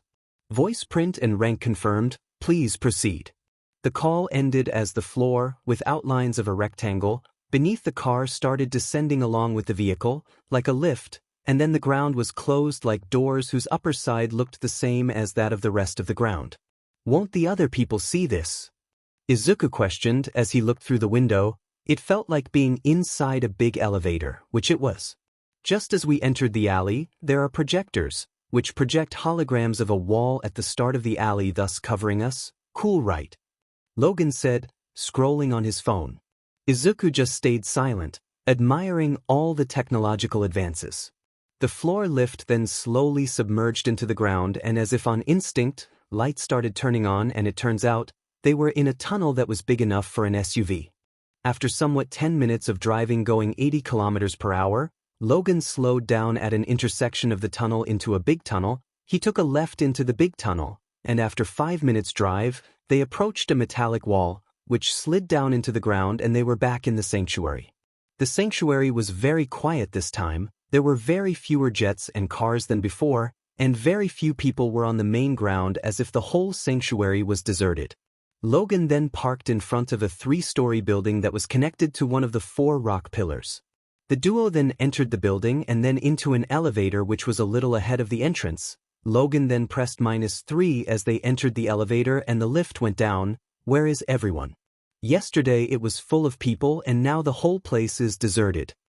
Izuku asked, breaking the awkwardness of the elevator music. Oh yeah, yesterday those people were from the sanctuary of Nebraska. It was raided by the Templars 3 weeks ago. This was completely unforeseen. Till yesterday, the assassins from there resided here. The assassins from Colorado and South Dakota recaptured it, and now everybody is back in their places, Logan said as they stepped into a hallway leading to a single big door. Oh, and this sanctuary also serves as a channel connecting Asia to North America, so a few of them were just traveling from Asia to America. If Nebraska has so many assassins, why doesn't Japan have them? It is a country after all. You ask too many questions. And I am not in place to answer those questions. Look alive, here we are. Logan replied as he opened the big door to a room where computers were lined up forming a circle, 3 big screens attached to an opposite wall, and a big circular table in the center, displaying the hologram of the globe. There were hardly half a dozen people in the room sitting at computers, monitoring things. Welcome to Debriefing Room Alpha. This is where small-ranked assassins get small missions, like sabotaging a party or something like that. If your mission wouldn't be this bad, I might have told you to cheer up since this is your first mission, Logan said as Izuku started observing things. Shall we start now that you guys are done? Nicholas said, appearing out of God knows where, scaring the tea out of Izuku but not Logan, who greeted him as usual. Don't be scared, kid. See the cameras on the roof? Those are projections. It projects whatever is captured from the photogrammetric scanner. Anyway, some work has come and I will be late, so I will start the debriefing from here. You ready, kid? Nicholas asked as the trio walked towards the holo table. Time skip. Yagi residence. Izuku was now standing on the road in front of the house with a satchel slung over his shoulder, thanks to Logan dropping him off there and leaving him with a slide of good luck. He quickly sprinted towards the wall fence, which was bordering the house, and scaled it by grabbing the ledge and jumping over it. He thanked himself that the security devices of the house did not register him as an intruder. Izuku then crossed the front yard while crouching and entered the house via the handprint-controlled glass door, to which he was grateful that Izumi and her friends did not erase it. Upon entering, he quickly entered the living room. He quickly went into the basement. It was just a regular normal basement with a washing machine and dryer, and opposite them were 2 up-and-running server racks with a screen, a keyboard, and a trackpad embedded in them. He approached them and quickly pulled out a small USB 3.0 flash drive. Flashback. Debriefing Room Alpha. As Izuku, Logan, and Nicholas reached the holo table, the hologram of the globe changed to the 3D model of the Yagi residence. There, Izuku exclaimed, pointing at the basement. That's where the servers are. What kind? Well, I don't know the model, but it's 2 racks, and it has a screen and a keyboard attached to it. Izuku said. With that said, 2 server racks were now formed where he pointed, and the Wi-Fi router is above our main television in the living room and below Izumi's room. This time the hologram showed the 3D model of the living room, and a Wi-Fi router was now formed above the big television. Nicholas then hummed and asked, Izuku, do you know that 𝐀𝐮𝐭𝐡𝐨𝐫 Yagi is the telekinetic hero, telequeen? Yeah, I knew. Izuku said as sadness appeared in his eyes. She revealed it to us on Izumi's 11th birthday and told us not to tell anyone, and that very day she told me that I couldn't be a hero. Well, moving on, your mission, as you chose to accept it, is to infiltrate the Yagi residence and give us access to every single bit of data available in the house. For that you need to bypass the firewall in the servers and let us in, we will do the rest of the work. Yeah, I should mention that I don't know anything about hacking, Izuku said with a sheepish smile, scratching his head. We got you covered, Logan said, handing a red satchel bag to Izuku. Go on, open it. Recognized it. True AC fans will. Izuku opened it only to be found filled with pill boxes and medicine. It's full of medicines. Open the small pouch, my bad, Logan replied. Izuku then opened the front pouch and found 2 micro USB flash drives, 3 USB Type-C flash drives, 4 USB 3.0 flash drives, and 1 flash drive that had the shape of an Ethernet cable. Alright, these flash drives as soon as connected to any device will give us full access to that device including date, and that Ethernet-shaped flash drive when connected to Wi-Fi router will grant us a doorway into the internet used by the Yagis, like emails, browser searches, site history, even incognito history, Logan explained. A smirk appeared on his face during the ending part. Your job is to attach these flash drives to the respective devices for at least 5 to 6 minutes. After that, it will get us a permanent connection to that device whenever it is connected to the internet. But you gotta make sure that the drives are untouched until the connection is established, then you can remove them, and also make sure that the device is running. Nicholas spoke. One final thing, one of the 3.0 USB flash drives has to stay connected to the server until we gain a doorway in it. Izuku looked at the flash drives. All of them were small as a fingernail and had a small light glass at their end. He then swallowed a big gulp and asked, what are you gonna gain from this? Anything that can land them into more trouble, except your foster father, if there is nothing against it. And since you mentioned every common room has a camera, through the servers, we can also get the footage of that beach thrashing you. As for the brats, we have already hacked into school servers, so that is done. Logan said. He then handed a small device with a red button on it. If you mess up or trip the alarms or someone catches you, press it, I will be around somewhere. That's reassuring, Izuku muttered. When will I be leaving? No time better than the present time. Logan quoted. Flashback, and Izuku then connected the flash drive to one of the server slots, and the flash drive started beeping with a small red light started blinking on it, indicating that it has started establishing the connection.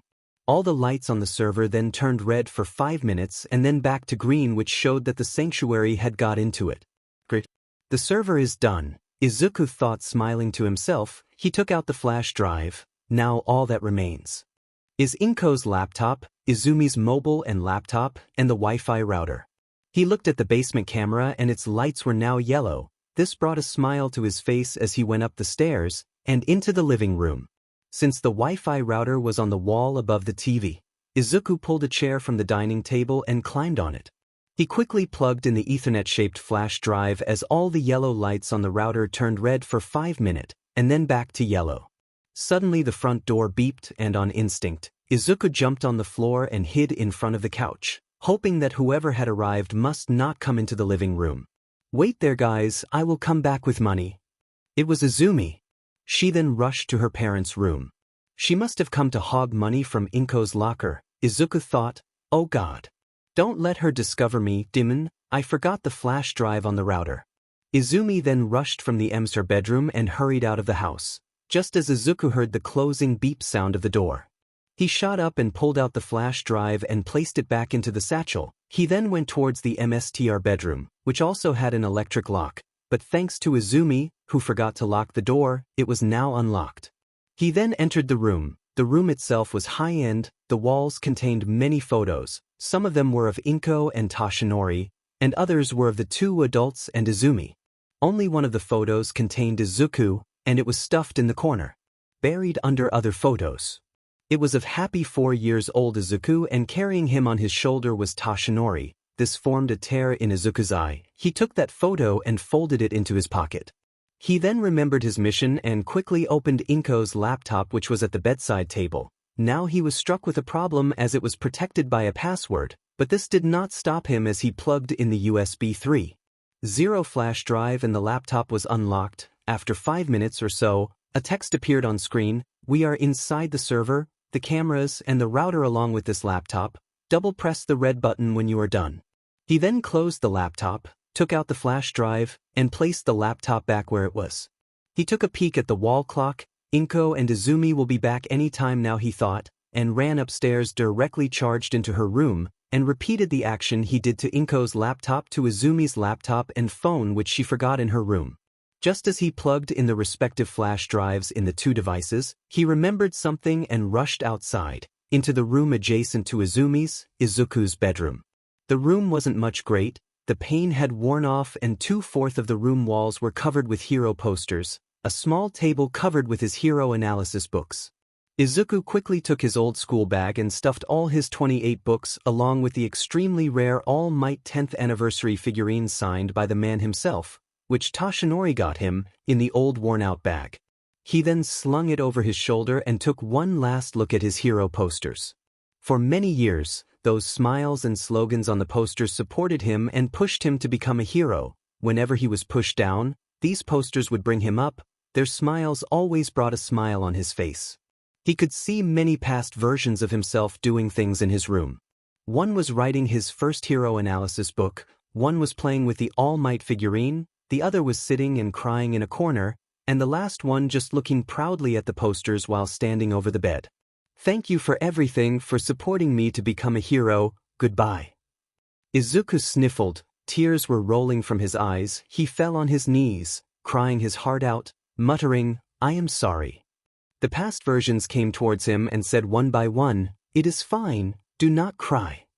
Even if we cannot become the #1 hero, we are destined to do something greater. We can still fight the bad guys. And in the end, together the 4 versions said, you can still save people, save them. The 4 slowly vanished into thin air, leaving Izuku crying on the floor. He stood up, wiped the tears off, slung the old bag over his satchel, took one last look, and saw a frail blonde man, with blue eyes, nodding and smiling at him. He gave him a thumbs up as if he was saying, good luck on your journey. Izuku smiled back and left the room. Just as he placed the flash drives back, he heard 2 voices that sent a chill down his spine. I told you, Izumi, not to wander off so much. Geez, Mom, sorry. Izuku hurriedly pressed the red button and jumped off the window with the 2 bags on his back. He thanked God that his bones were strong due to all the beating and ran off of the front yard. Hopefully, the 2 tormentors did not see him. As he ran and scaled the wall fence quickly and jumped off it, he saw Logan's car on the road with the passenger door open. Izuku quickly jumped inside and Logan drove off at high speed. After settling in, Logan asked, how was your first mission? Did they see you? What's in the big bag and why are there tear marks on your face? Hold on a sec, Izuku said as he was breathing. It was great, and only problem was that I had one too many close encounters. No, they did not see me. The bag contains my hero analysis books, and as for the last question, I just revisited some old memories. Great kid, I got a call from the sanctuary. They got 1 cell phone, 2 laptops, 1 router, and 2 servers. That's all there, right? And did you bring back the flash drives? Logan asked. Yes and yes, now back to the mansion. Izuku asked, but his hopes were crushed when Logan said, yeah. Just one last job remaining. What now? Izuku asked, frowning. Hours later. 𝐴𝐵𝐷 Town Square. Trigger warning, please skip if you don't want to read it. 𝐶𝐮𝐬𝐵 Town Square was a complete replica of New York Times Square, a bustling street with people and cars, screen billboards on every towering building. You get the idea. That's when all of the billboards were now displaying a room. Almost everyone in the crowds was now watching the screens. The room was dark, and in the end, under the spotlight was a rope with a hangman knot tied at the neck. Underneath it was a chair. It was a setup of how someone would commit suicide. A boy entered the room wearing a middle school uniform. He had dark green hair and freckles, and his eyes were dead inside. He sat on the chair and looked at the camera, and said, hello world, my name is Izuku Yagi, I am quirkless. I was separated from my family at a very young age and was adopted by the Yagis. When I was 4 I was declared quirkless. My mom abused me every day, and my adopted sibling Izumi Yagi, who got her quirk, along with her friends the Bakugo twins and Todoroki twins, beat me to death every day for the past 11 years. The photos of the scars caused by beatings of my foster mom and Izumi and her friends are being displayed. Izuku said as the screen switched to showing horrible scars on almost every part of his body. The crowd gasped. Some were taking photos while others were on phone and gasping at the horrid turn of events. Funny how they say things about heroes.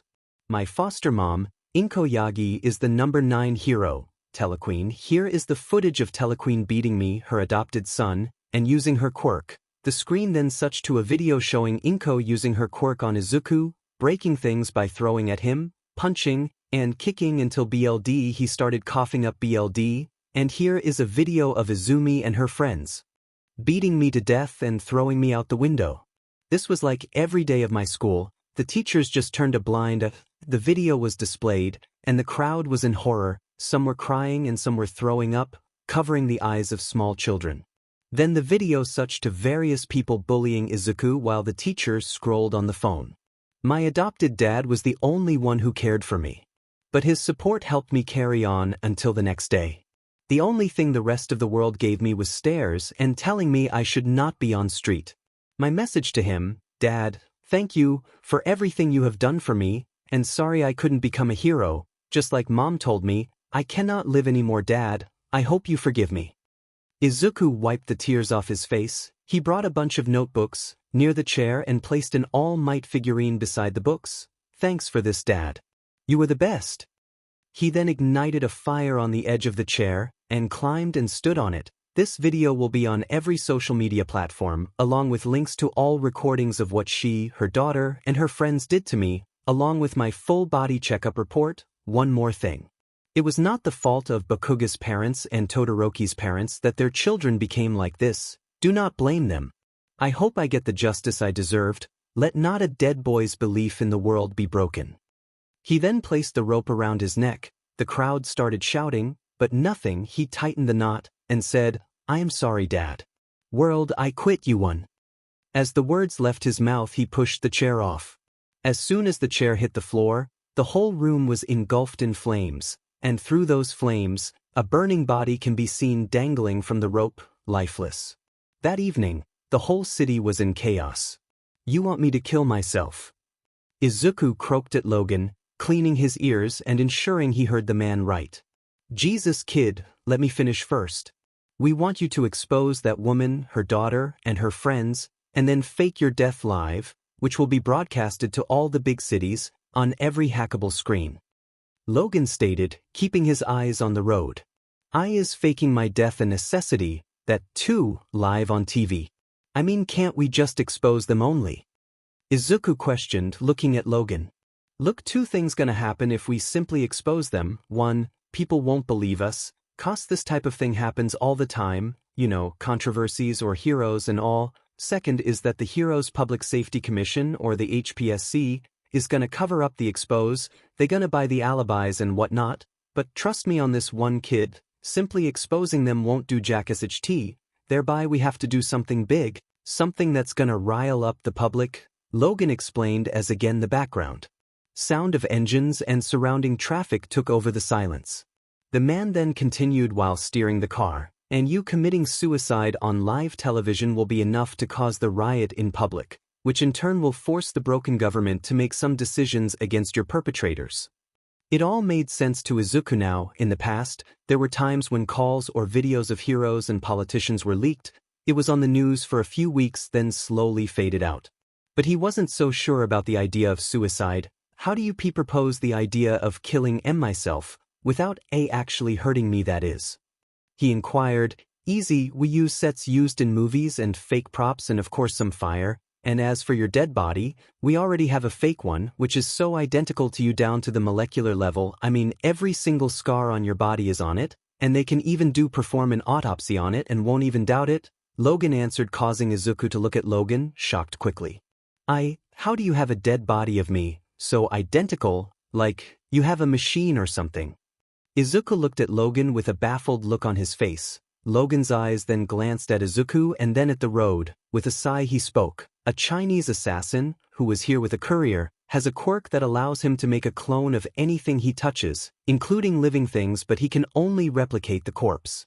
Yesterday he touched you by mistake, and when he reported this to the general, he ordered the guy to make a clone of you, and in a matter of 30 minutes or so, the clone will be ready. Izuku was again amazed by the diversity of the quirks that come into existence. He made a mental note to note down the quirk details in his notebooks when he gets time. "See, can I meet him?" he requested in a small voice. "Yeah, sure, no probs. Why don't you take a nap? You have a long night ahead of you," Logan suggested. He was right. Izuku sure had much more questions, but the recent events of that evening were bugging him. At this point, he knew whatever was happening wasn't a fed-up joke.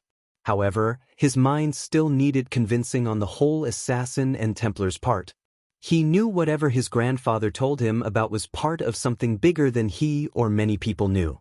His mind then drifted to thoughts of the sudden change in his life had changed since yesterday. At one point he was treated like an absolute piece of SHT by his tormentors, and now he had just infiltrated their home and was going to expose them to the whole world.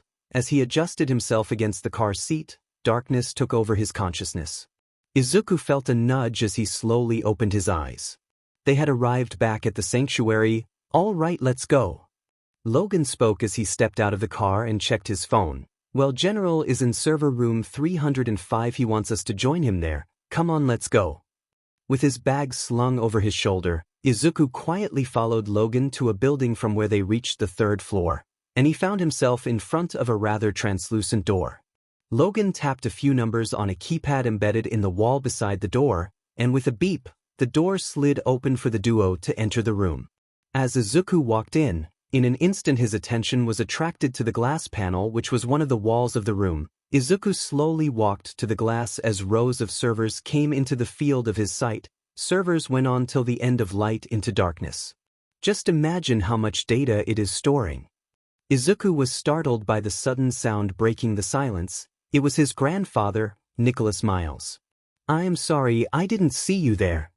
Izuku apologized. He swore that he didn't know someone else was present in the room except him and Logan, who was not at all surprised at this. "It's okay, son. Anyway, the information we have gained against our enemies has somewhat placed us near our enemies, but we still aren't at the same level as them," Nicholas stated, as he walked towards the system and typed something on the keyboard, causing all the 6 monitors to turn on. The light from the screens brightened the room, causing Izuku to squint a little. Nicholas then looked back at Izuku, and their eyes met. "Have you decided to join our cause, young man?" Nicholas asked. Silence fell over the green-haired boy. No sound came from his mouth. He then muttered, "No, not yet." "Well, I understand. Who could blame you, being dragged into a shady organization that claims that it exists to safeguard the freedom of humanity, which is threatened by another organization that works in the shadows and has the government at its fingertips. Most would lose their sanity," Nicholas said as he walked toward Izuku. "You have a choice, boy, here, right? Now, I will be showing you 2 things. They are sensitive, and the choice will change the path of your life. But what you will see will erase the doubt of assassins in your mind." What could worse be there, Izuku thought to himself. The worst that could happen has happened already. He had given up on his dream, and the promise he made to his younger self was broken. He looked once into his grandfather's eyes. They were filled with pain, responsibility, and somehow a hint of hope. He took a deep breath and replied, "Yes." "Fine, you should take a seat," Nicholas advised as he went back to the keyboard and typed something on it. The monitors shifted a little such that the 6 screens were turned into a giant screen. The system calibrated and a video was played. The video contained footage of a surveillance camera. What once was a market yard now looked like a battlefield, with bits of debris and a broken cement wall on the ground. Vehicles were either destroyed or were on fire, and the same could be said for surrounding structures. Out of nowhere, a man in a black hoodie, whose face was not distinguishable, fell on the cement wall on his back. The worst part was, there was a metallic rod sticking out of his stomach. The man groaned, his hands grasped the rod, and with all his might, he pulled it out of him and threw it away. As his breaths became heaving, using the support of fallen rubble, he got back on his legs and pulled the red hood over his night-black hair. "You are very persistent, assassin." A voice came, and in an instant, the man in red rolled away from his spot as a black blur swooped down with a soft boom. The landing caused the dust to spread in the air, blocking the view of the camera.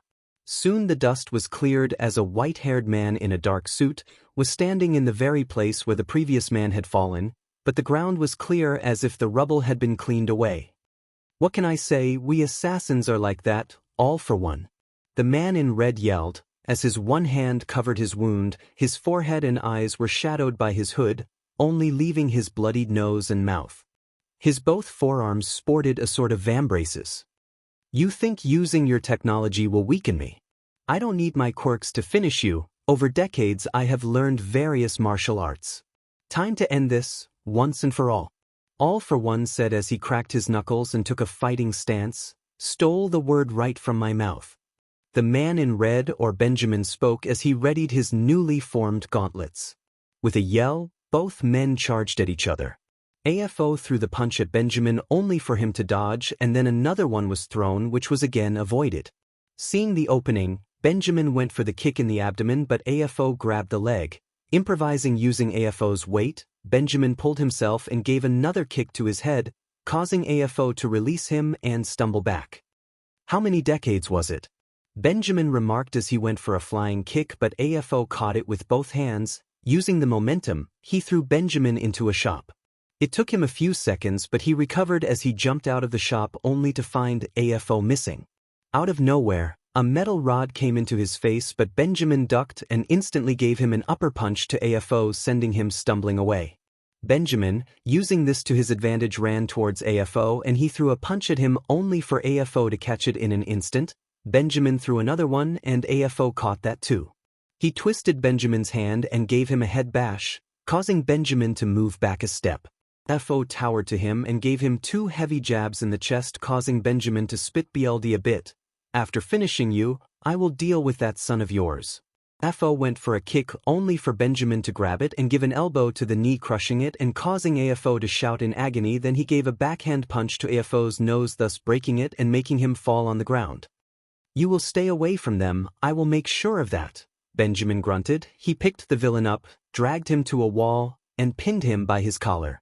Just as AFO came to his senses, he experienced a flurry of punches to his body, which was also keeping him pinned to the way. He got an occasional punch or two to his face, but the father just increased his speed of punches. Benjamin did what none of AFO's past enemies ever could. He made AFO bleed badly. His multiple ribs had been cracked, bones had been broken, and his face had swollen up and bloodied. Not so powerful, are ya? Benjamin shouted as he grabbed AFO's head and with all his might pulled the head down and gave it a strong knee strike. AFO yelled with pain. He then started punching his face. Just as he was about to land a jab, something stabbed Benjamin right through his stomach. BLD spilled from his mouth as he looked down, and 2 red-black metallic tendrils had punctured through his body. He slowly looked back at AFO and saw him grinning maniacally. He broke the tendril with a strike as he moved back away. AFO slowly started healing his wounds and injuries. Oh, the 𝐒𝐮𝐬𝐴, wonderful. AFO monologued as he started walking towards bleeding Benjamin, who was slowly backing away. I foretold on the rooftop, assassin, this fight would only end with me perfectly standing and you on death's door. Now the good doctor has speculated that your son is the perfect key for the Templar Order's conquest to bring order over the world. I wonder how he will use the boy. Maybe he AFO was interrupted by an incoming punch which he easily caught. Benjamin sent a right hook with another arm, but it was caught too. Benjamin, you were such a great fighter, I must say again. The Order would have profited so much from you. Any last words? Yes, impotence. Just as Benjamin spoke, in an instant, a valve from both gauntlets opened, and a green gas was released in AFO's face, causing him to instinctively inhale it and start coughing at the moment and releasing Benjamin's hand. Taking advantage of the opening, Benjamin flicked his wrists, causing a long, sharp, and sleek blade to spring out from the wrist's underside of the gauntlet from both hands. Good thing you don't have a regeneration quirk, 𝐀𝐮𝐭𝐡𝐨𝐫, bastardo. With that, Benjamin shoved both blades into AFO's eye sockets, making him scream in pain as BLD poured out of his sockets. As AFO screamed in agony, Benjamin fell to the ground as his adrenaline decreased. Blinded, AFO roared in Benjamin's direction and launched himself toward Benjamin's direction, but before he could reach it, a yellow blur collided with the villain with such force that it knocked out the camera and ended the video feed. By the time the video was over, Izuku realized that he was standing, his breaths were heavy and tears had formed in his eyes while his hands were shaking. What happened next? Who was that G guy in the suit? Izuku turned towards Logan and Nicholas. Both had dark, grim looks on their faces. Logan, play the next clip. Nicholas commanded as Logan approached the keyboard and played an audio clip. Doctor, I am here. It took me time to trap that buffoon, but he broke free. I am sorry, Doctor. It was an unexpectedly familiar voice. It was his 𝐀𝐮𝐭𝐡𝐨𝐫. Apologize later. Tell me what you see. The second voice used a filter that made it extremely heavy, making it unable for Izuku to recognize the voice. I see the assassin, Doctor. He is bleeding. Looks like Sensei was about to end him, 𝐀𝐮𝐭𝐡𝐨𝐫 reported. Very good, let me talk to him, then end him. The second voice commanded. Oh, it's you, just kill me already. Your 𝐀𝐮𝐭𝐡𝐨𝐫's tendril stabbed my vital organs, and you won't get anything from me, his father's weakened voice said. Oh, we know that, Mr. Miles. You see, from the past few years, because of you, we have incurred many losses and the order has suffered incredibly, so we thought, why not return the favor, in the form of your son. The so-called doctor spoke as venom filled in his last few words. You even touch high dash. But he was interrupted by stink followed by the sound of BLD splattering with Ben's groan. Given your current state, Mr. Miles, I believe you do not have the energy to raise your arm, let alone stand up. Anyway, I believe your son will be the perfect subject for our experiments, which will recover us from the losses you have granted. The other voice spoke. You can't put him through the animus. His mind won't be able to handle it. His father stated, coughing BLD, I am aware. Instead of giving him to an orphanage, we will raise him, surely not as one of ours, but we will provide for him just enough to keep him healthy and alive. And I assure you, you cannot do anything, and neither of your little soldiers. You're right, my time has come. But here is one thing I can promise you. The moment my son knows of today, he will hunt down every single one of you. He will kill every one of those who represent the order and heed the order's command. My son will wipe out the Templar order from the face of Japan. His father said as a tear rolled out of Izuku's eye. We are done here, end him and him of his little accessories. Then wait for further instructions.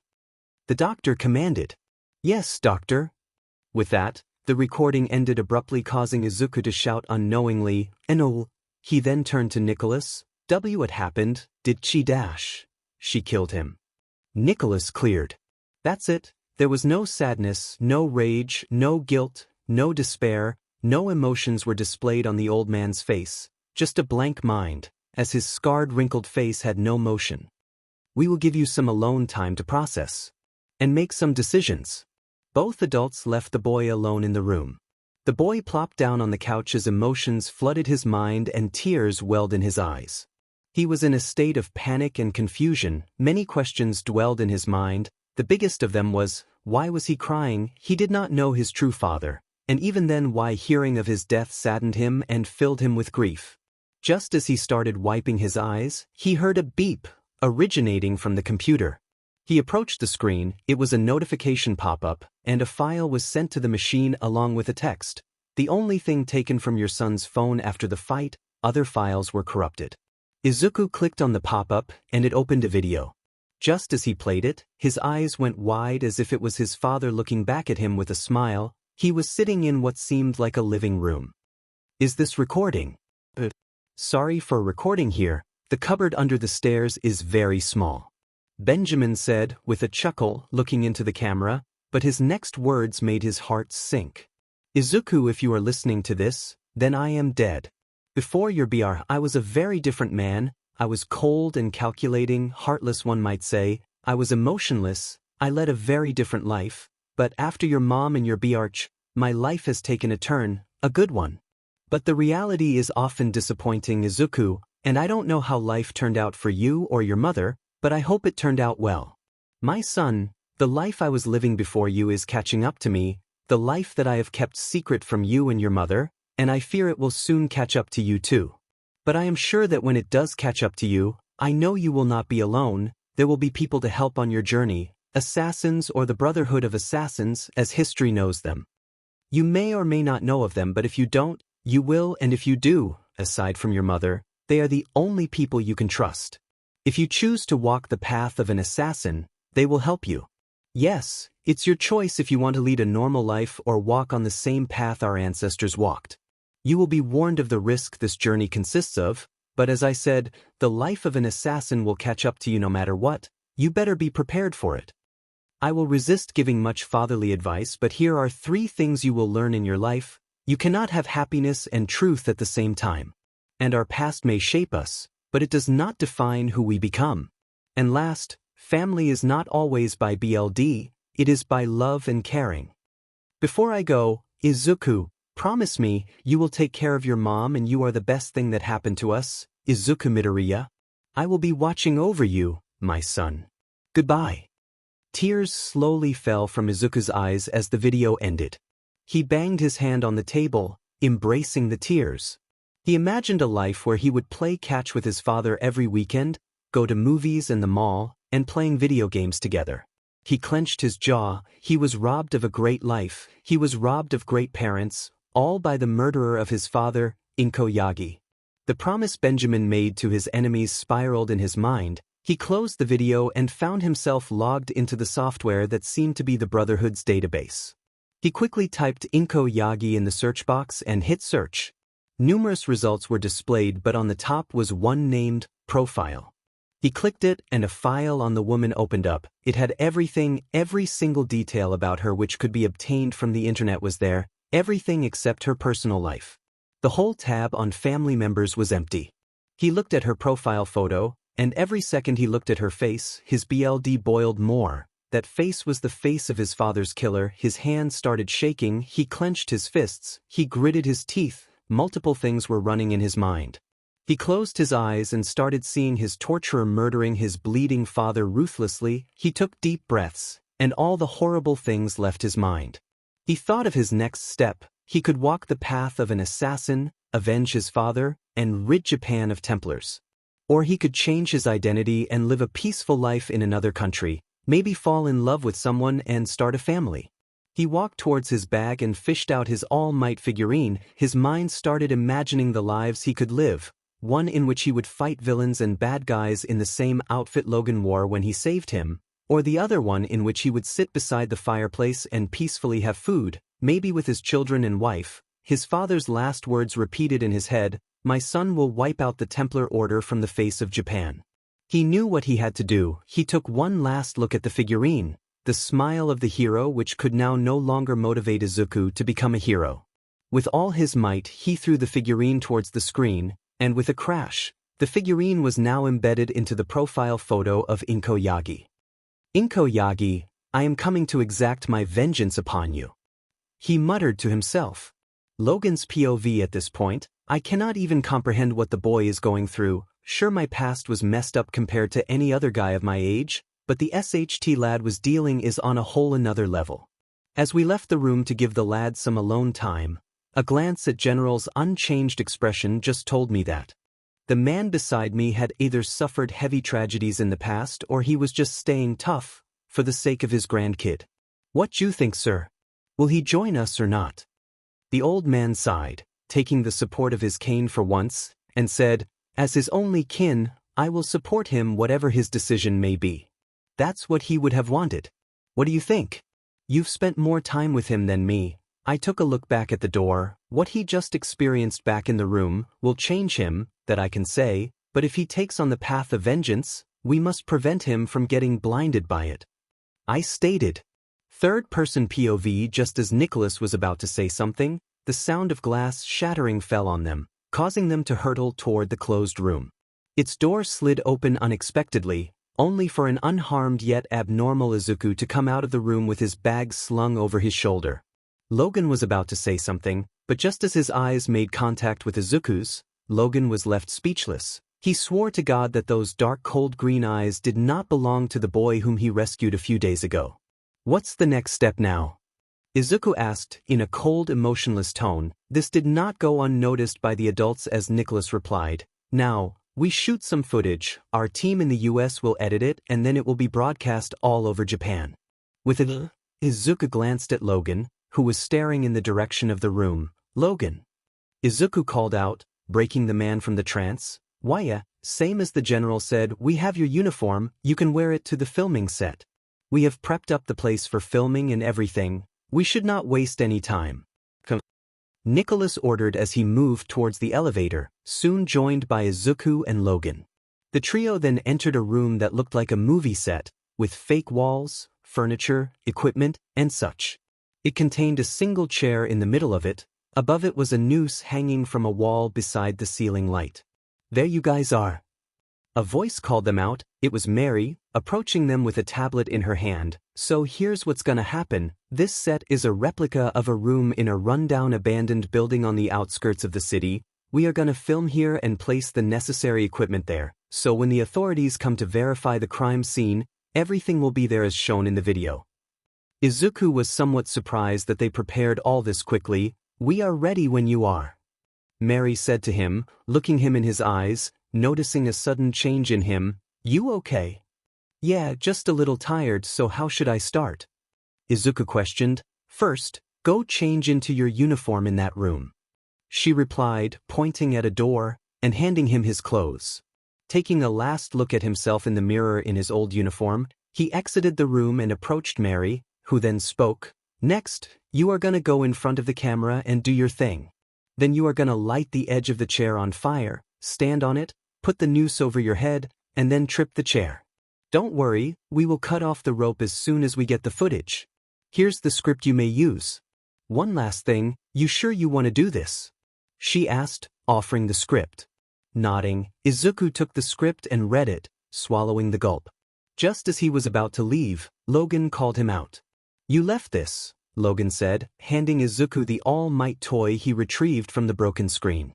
The boy looked at the toy's smile that once lifted his spirits in any condition, but now it simply felt empty, no raging fire in his heart, no determination. With a sigh and a small thanks to Logan, he entered the set and sat on the chair, staring dead eyes into the camera, and started. As he finished, he wiped off his tears and ignited the edge of the chair. He then stood on it, pulled the noose, tightened it, took a deep breath, closed his eyes, and pushed the chair off the ground. He then felt the suffocation. With every second passed, the feeling became worse. He was unable to breathe, his legs started twitching on his own, and just as the world fell into darkness, he felt free in the air for the moment, then falling on the floor, and then came the feeling of breathing in all the oxygen in the air. His vision came back to him a bit blurry, but he could make out what was happening. Standing over him was Mary and Nicholas, and beside him was Logan, kneeling down and looking over him. You okay? Izuku heard in Logan's voice. Giving him a slight nod, he groaned as his breathing rate went back to normal. Good, come on, get up. He saw Logan offering his hand for help, and accepting it, he was pulled back on his feet. Welcome back to the land of living, young man, Nicholas remarked to Izuku. Then he addressed Mary. You got the required footage? Yes sir, we have it, and now we are sending it to our associate back in America for final touch-ups. The ETA of the final footage is 2 hours, Mary replied, interacting with her tablet. Good, report back to my office after you are done. You are dismissed. He ordered her as she nodded and left towards the camera crew. Logan, take Izuku home, get him whatever he wants, but he stays in the car.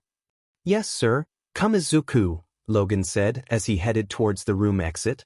Izuku on the other hand asked Nicholas, but what about you? I have some work here. I will be at home in an hour. Till I arrive, I have set up something for you in your room. Then we will have dinner. Nicholas replied. His phone then started to ring as he pulled it out of his pocket. I will have to answer this. I will meet you at home. With a final nod, he answered the phone. Returning the nod, Izuku took a final look back when he saw the all-might toy simply lying undamaged on the ground. Picking it up, he followed Logan to the elevator. From collecting their stuff on the way to coming back to the city surface, the ride was quiet. Breaking the ice, Logan asked, Hey, you good? I know what you just did was hard, mentally and physically. So if you want to let something out, I am right here. His eyes were on the road, but some of the attention was on the boy. It felt surprisingly familiar, maybe because of all the choking by Izumi and others, but yeah, until it all went dark. Just a part of me wanted the darkness to be permanent. Is something wrong with me? For wanting it to end it all? Izuku teared up, which made Logan park his car on the roadside. No, it isn't. At one point, I did try to end my life. But you know there were people who helped me who sacrificed themselves so I could live, so when I tried ending myself, their faces flashed before my eyes. So when you think of doing that to yourself, you not only owe it to yourself but to those who gave their everything so you could live. All right. Why yeah, thanks, I needed this. Izuku sniffled as he wiped his eyes. Now you want anything, a burger, some noodles, or something else? Logan asked the boy, who then replied, Yeti, there is this one small restaurant. The owner is nice to me, think we can get our dinner from them. Izuku requested. Oh no, not we. Me, you are not to be getting out of the car or seen in public. Now show me the directions and tell me the order, Logan replied as he started the car and drove along the directions Izuku told. Ordering the boy to stay in the car, Logan entered the restaurant. It was small but good, and it gave him warm, cozy feelings like you can come here after a hectic day at work. The restaurant, for one, was full of people but not too crowded. He was then approached by an old lady, who asked, Hello sir, welcome to Psycho's kitchen, I am Yuri Psycho, dine in or takeaway? Oh, takeaway. Sure, I will send someone with the menu, please have a seat. Oh no need, I have made a list, Logan said, handing her a list containing orders. A friend of mine recommended these. Your friend must have an excellent choice because these dishes are the best in the restaurant. Please have a seat, I will have the order sent to you. Mrs. Saito said, showing Logan an empty booth. Oh, I will be waiting in the car. I left a friend there, I would have brought him too, but I can't. In how much time I should be back? Logan inquired. 15 to 20 minutes. All right, thank you, I will be back. With a small wave from the old lady, Logan went back to the car, where he found Izuku staring out the window. Well, according to Mrs. Saito, our dinner should be ready in 15 minutes, which given the quantity of the dishes, is surprising and impressive, Logan informed. Well, that's Mrs. Saito for you. Always passionate about her work. He remarked as he continued to stare through the window, which got Logan curious. What are you thinking about? Nothing, just observing people. I just like observing them, look at that small family. The parents are watching their children show their quirks, they look so happy with their lives, so content. Izuku murmured, seeing the pure bliss and happiness on the family's faces, hoping he would one day experience such kind of joy. True, and protecting that smile, their freedom, is our job. I thought that was the job of heroes. If there are any true ones left. Noticing the sudden change, Logan said, Listen, Izuku, people we fight against, they are both invisible and invisible. They lurk in shadows and attack. These people sit in their tall skyscrapers, on thrones of wealth. They don't care what happens to common people, as long as they get profit. Why can't we fight them legally? Why does the government not do something about this? Izuku questioned. Because they have the government at their fingertips, you would think it isn't true, but it is. Well, what about the public? What if we were to expose the government to everyone? Then two things would happen. First, there would be a dictatorship, which is what the Templars want, then there would be a revolution. Too many lives are lost on both sides, which is why the Templars prefer to rule in the shadows. This got Izuku silent. In deep thinking, was this the only way to deal with Templars?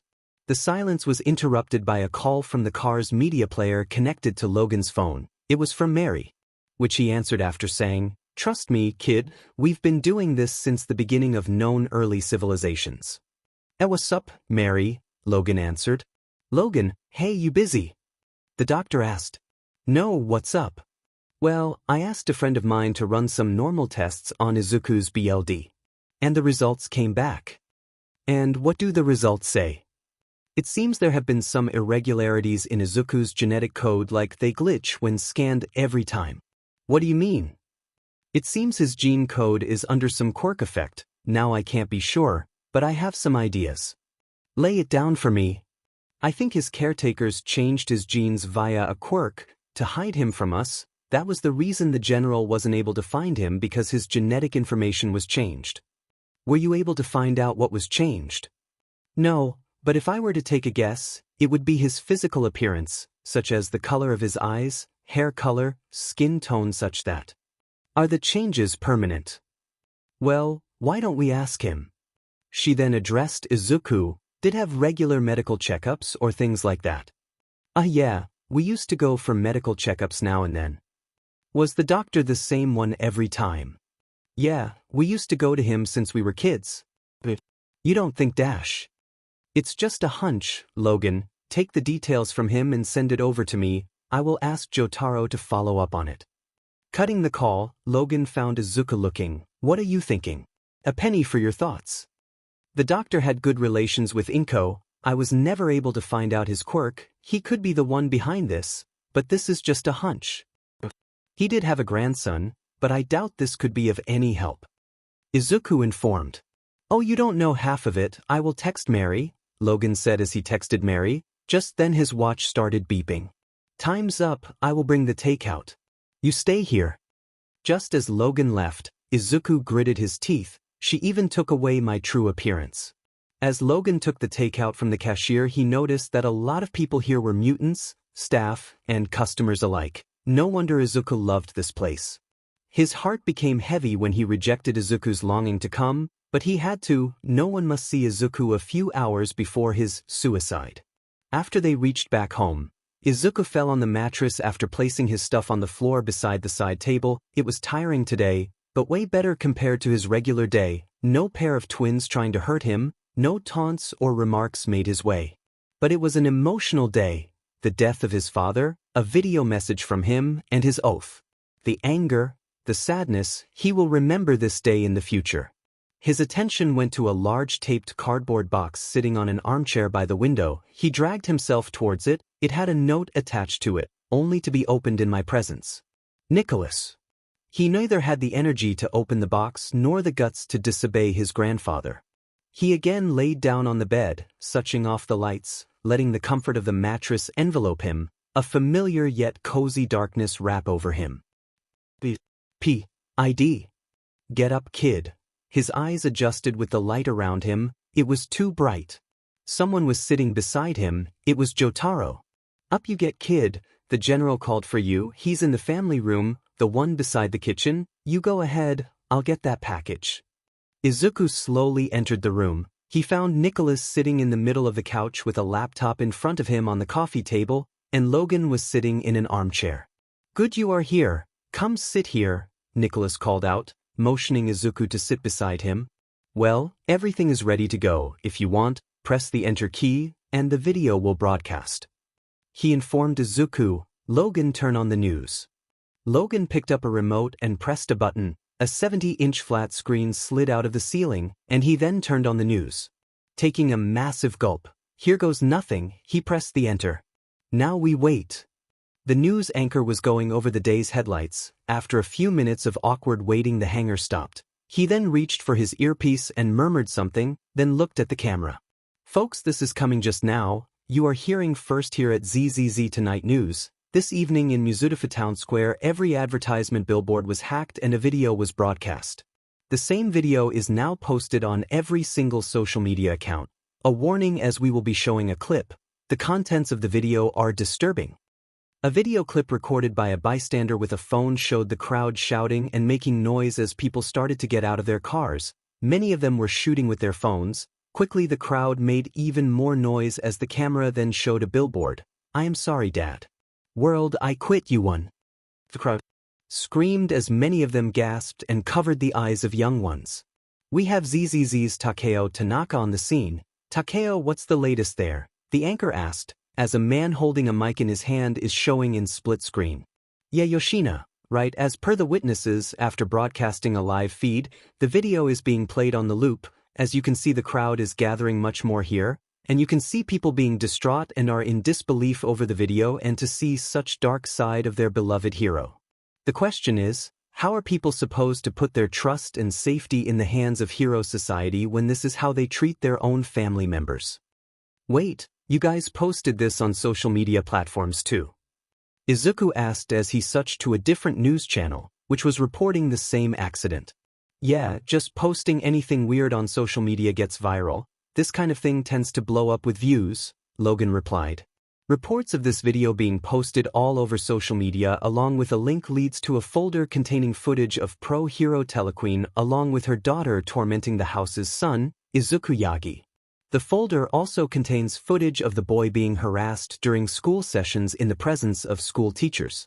That is right, ladies and gentlemen, in their presence. This raises multiple questions such as whether is this the impact of actions taken by the government to reduce quirkless and quirk-based discrimination, what action will be taken against the tormentors of late Izuku Yagi. Congratulations boy, you are now dead. Come take a walk with me. Nicholas said as he got up and left towards the exit, closely followed by Brian. Might Towers, 10 minutes later after the incident. Coming out of the changing room, 𝗧𝗓𝗧𝗟 Yagi started packing his suit in his suitcase. Just as he was about to close the suitcase, his phone started ringing. 𝐻𝐿𝐼, good evening, how 𝗧𝗓𝗧𝗟 greeted his friend but was silenced. No, I just returned You want me to sit down somewhere and turn on the news? Alright, are they promoting you or something? 𝗧𝗓𝗧𝗟 guessed as he grabbed the TV remote, sat in front of the TV on the couch, and turned on the news. The moment he heard the familiar name, everything around him was wrapped in darkness. He unknowingly dropped the phone on the floor with the caller still on the line. 𝗧𝗓𝗧𝗟, listen to me. Do not go alone. I repeat, do not go alone. Just come here at the station. Damn it. And the call was cut. Soon smoke started to envelop the area. Yagi residence. A few minutes later, a commotion was coming from the house as we see 𝗀𝐻𝐿𝐼 stuffing a bag with clothes with a phone between her ear and shoulder. Damn it, damn it, damn it. Pick up, if you. In a rage, she quickly threw a phone away, breaking it, and started stuffing cash from an open safe until the bag was full. Grabbing the car keys, she hurried out of her room into the hallway. Hurry up girl, we are late. I am coming. Just as the woman was about to open the door, something crashed right into her, knocking her right into the kitchen. Where is he? What have you done to him? Now she is fed. He was not supposed to be in the city till tomorrow. She felt choked as the enraged titan lifted her up by the neck and threw her right towards the garden through the walls of the living room. 𝗀𝐻𝐿𝐼 found herself on the grass and saw literally a monster making his way towards her, his blue eyes firing up in smoke. I knew something was off with him. I thought I could leave you to handle it, but you just pushed him off the edge. Stop. Izumi came between 𝗀𝐻𝐿𝐼 and All Might. Are you seriously taking the side of some quirkless kid who is not even your own BLD instead of your wife? He was your brother. You two grew up together. That is not how I raised you. He was adopted. Even though he grew up with me, he should have known his own place. He wanted to be a superhero. What mom taught me is right, Dad. These quirkless people should be kept under control and chained. If not, then they will get together and hunt us down. All Might was now right in front of her. His hand shakingly started caressing Izumi, like a loving father. She corrupted even you, my sweet child. I am sorry. Before Izumi could say anything, she felt a strong slap across her cheek which knocked her out. 𝗧𝗓𝗧𝗟 then started walking towards 𝗀𝐻𝐿𝐼, who in a futile attempt started to drag herself away. He picked her up and started choking her. She smiled as she showed her bloody teeth. He deserved it. After all, neither the world nor I need another Boy Scout. Just as All Might was about to snap her neck, a ray of light shone on him. Squinting his eyes, he saw the police chopper hovering in the air. Behind 𝗀𝐻𝐿𝐼, he could hear sirens of police cars arriving. All Might, please drop her and get away from her. I know how you feel. Only the justice system is getting in between her and a bullet from the chopper's sniper. So, please step away from her. He recognized the voice. It was 𝗀𝐿𝐼. He can kill her and get away with it. It wouldn't be the first time. Go on, you blonde buffoon. I can see the gears turning. Just a little pressure. This helps. Think of the boy, his dead body. The woman squirmed. Izuku. His dear boy with a golden heart. All Might could remember that day crystal clear. His stomach was ripped apart that day. The only thing keeping him alive was the cries of a baby coming from the rubble. With all his might he removed the debris, only to find a black-haired baby boy, encased in a glass baby carrier. The glass was scratched but the child was unharmed. This was the boy mentioned by that man earlier who fought AFO. The time brought by the man saved the day. Izuku wouldn't want this. With a simple strike on the neck, he knocked her out and dropped her on the ground. All in his mind was to return to his original form. Right here, But too many witnesses as 𝐀𝐮𝐽𝐴 saw his old friend retreat into his broken home. He ordered the pilot to land on the ground and told every cop to cuff the mother and daughter and report it to the station. He made his way into the broken house where he found deflated 𝗧𝗓𝗠 sitting on the edge of a bed, staring at a photo he held in hand. It was taken when Izuku first met All Might. "What about the other two households?" he asked, his eyes glued to the smile of his boy. "I have sent 4 squad cars to each house. Do you think 𝗀𝗱𝗡? The detective questioned, hoping his friend would understand the question. He too loved Izuku, he would hand them over himself. "But I need to be there for him and Ray." All Might stood up, pocketing the photo. "Get Hakamata to the 𝐾𝐮𝐭𝐡𝐨𝐫. 𝗧𝗏 will have a hard time. I will get changed and ride with you." 𝐀𝐮𝐽𝐴 rushed out as he shouted orders. "All right, everyone listen up. 𝐀𝐮𝐭𝐡𝐨𝐫 and AB, call a CSI team, tape up the place and wait for them. This is an active crime scene. Ishii and Ogawa, leave a seer for me and you two head back to the station." As soon as everyone started to clear out, 𝗧𝗓𝗠 emerged from the back of the house, dressed in a simple shirt and baggy jeans. The duo then left for the 𝗀𝗱𝗡 household. 𝐀𝐮𝐽𝐴 and 𝗧𝗓𝗠 were in disbelief. It looked like the twins had retaliated, and more than half of 𝗀𝗱𝗡's estate was destroyed. Their house was encased in ice hill and was on fire at the same time. "Sansa, report," 𝐀𝐮𝐽𝐴 ordered as they got out of the car and made their way towards the house entrance. When we arrived, a fight had already broken out between Endeavor with Heatwave and the twins. He ordered us to create a perimeter. It took them some time, but the twins were knocked out, and now we are waiting for the inhibitor van to arrive so we can load them up, Sansa said as All Might made his way towards the entrance. He found NG sitting against a rock on the ground, holding his right bandage hand. 𝗧𝗓𝗠 sat there beside him. "Where did we go wrong, Toshi? I and Ray always made time for them, even Toya, Natsuo, and Fuyumi. It was Inko, she corrupted Izumi first. You know how children are. The younger they are, the easier they are to manipulate." And then Izumi told the other kids, "My hunch, she showed them records of quirkless mistreating quirked people during early quirk eras. I am sorry, Todoroki, it was my fault." "It was ours too. The twins fought us sometimes," argued. "I thought it was the teenage rebellion phase." Ray. At her mom's house, "The media will be crowding this place soon, she would be troubled. Yagi, the 𝐾𝐮𝐭𝐡𝐨𝐫, how will they dash? I sent Genus there. Now what do? We wait for tomorrow."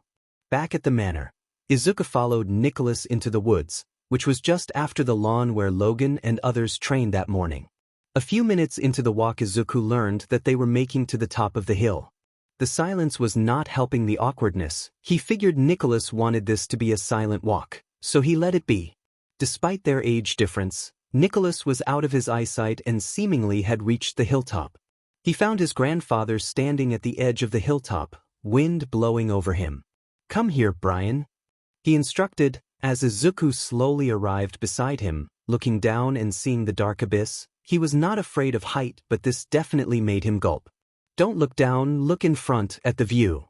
Izuku was mesmerized by the view, breathless literally. For that moment, he forgot everything about himself, his tormentors, his pain. Neither the future nor the past, just the present. "My boy, this is what we protect from the Templars. If they win, everything you see till the horizon will be laid waste.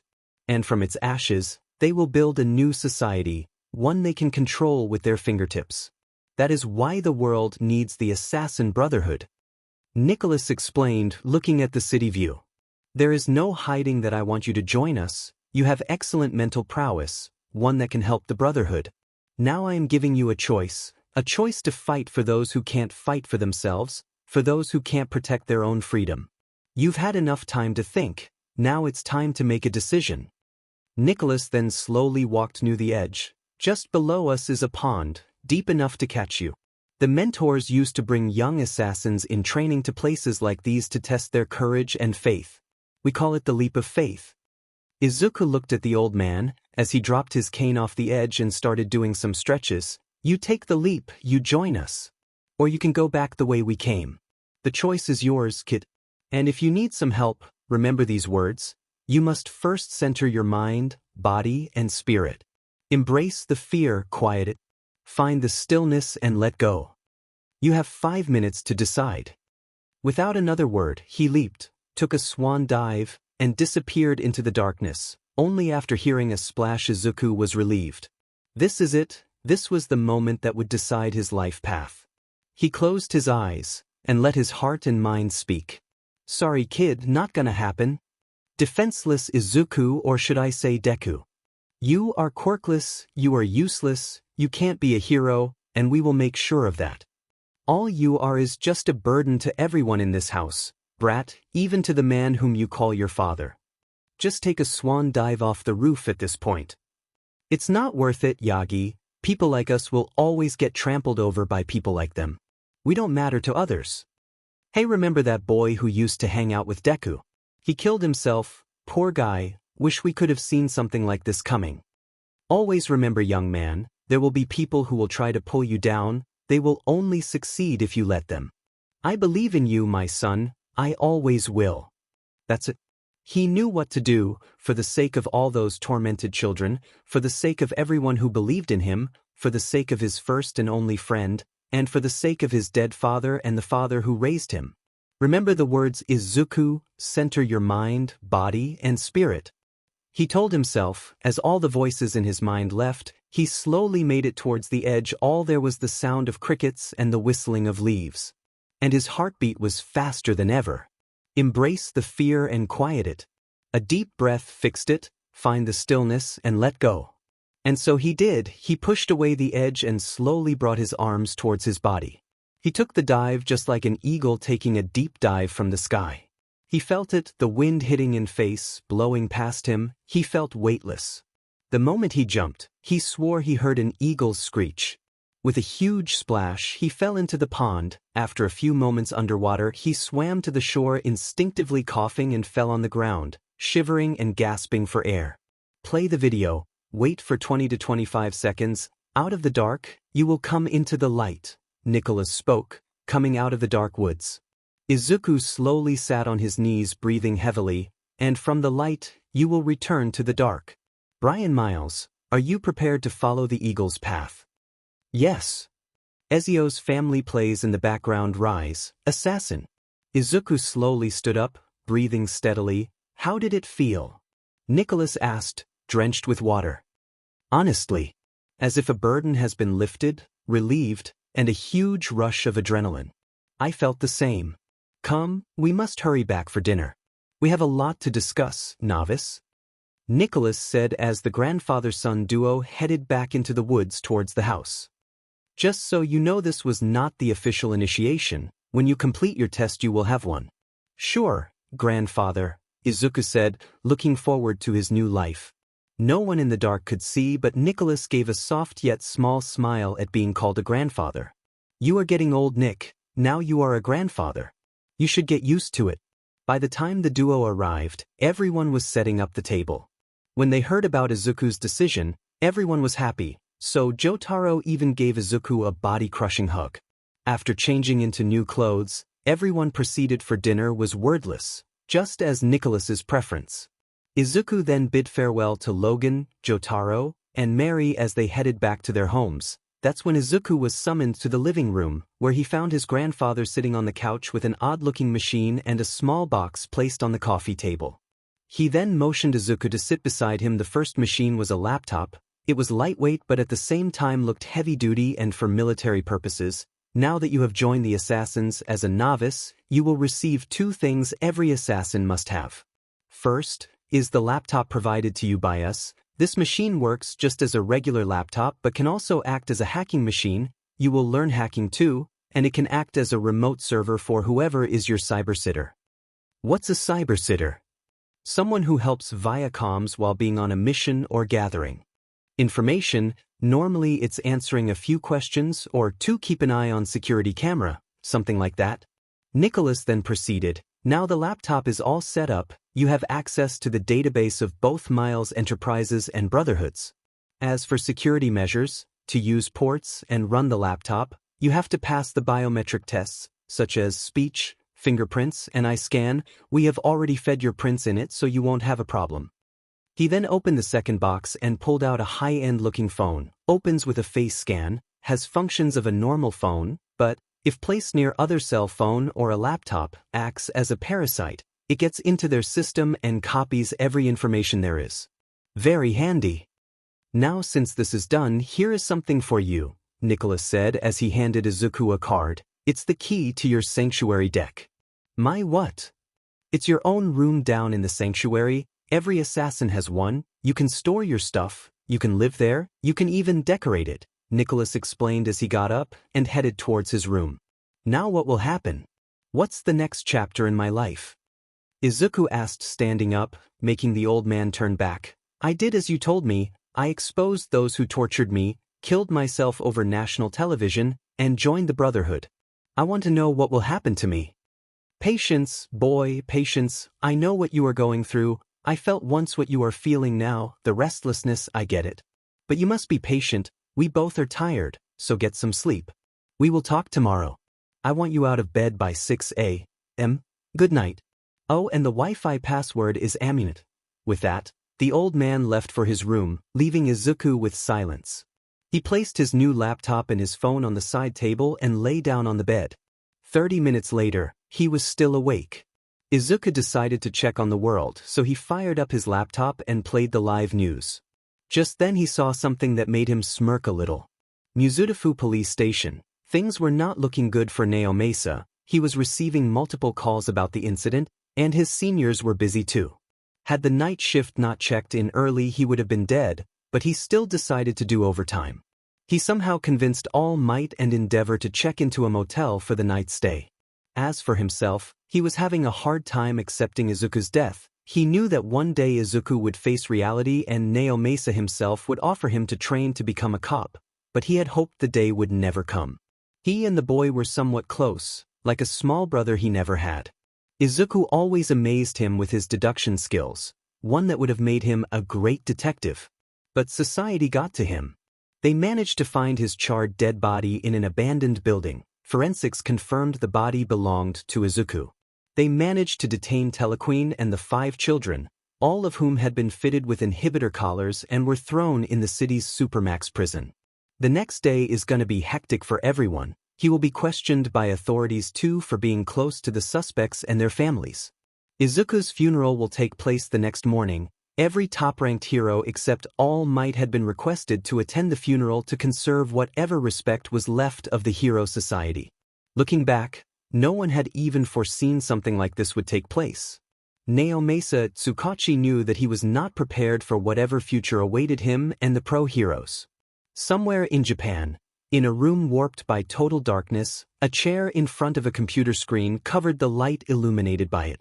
The screen first glitched, then a bald old man with a bushy mustache and glasses appeared. Sire, we have encountered a problem. Elaborate, doctor. A voice that would send shrivel down the spine of even the most powerful people came from the darkness. 𝗀𝗏 has been exposed to the world by Subject X, who committed suicide over national television. My source confirmed the death of Subject X, sir.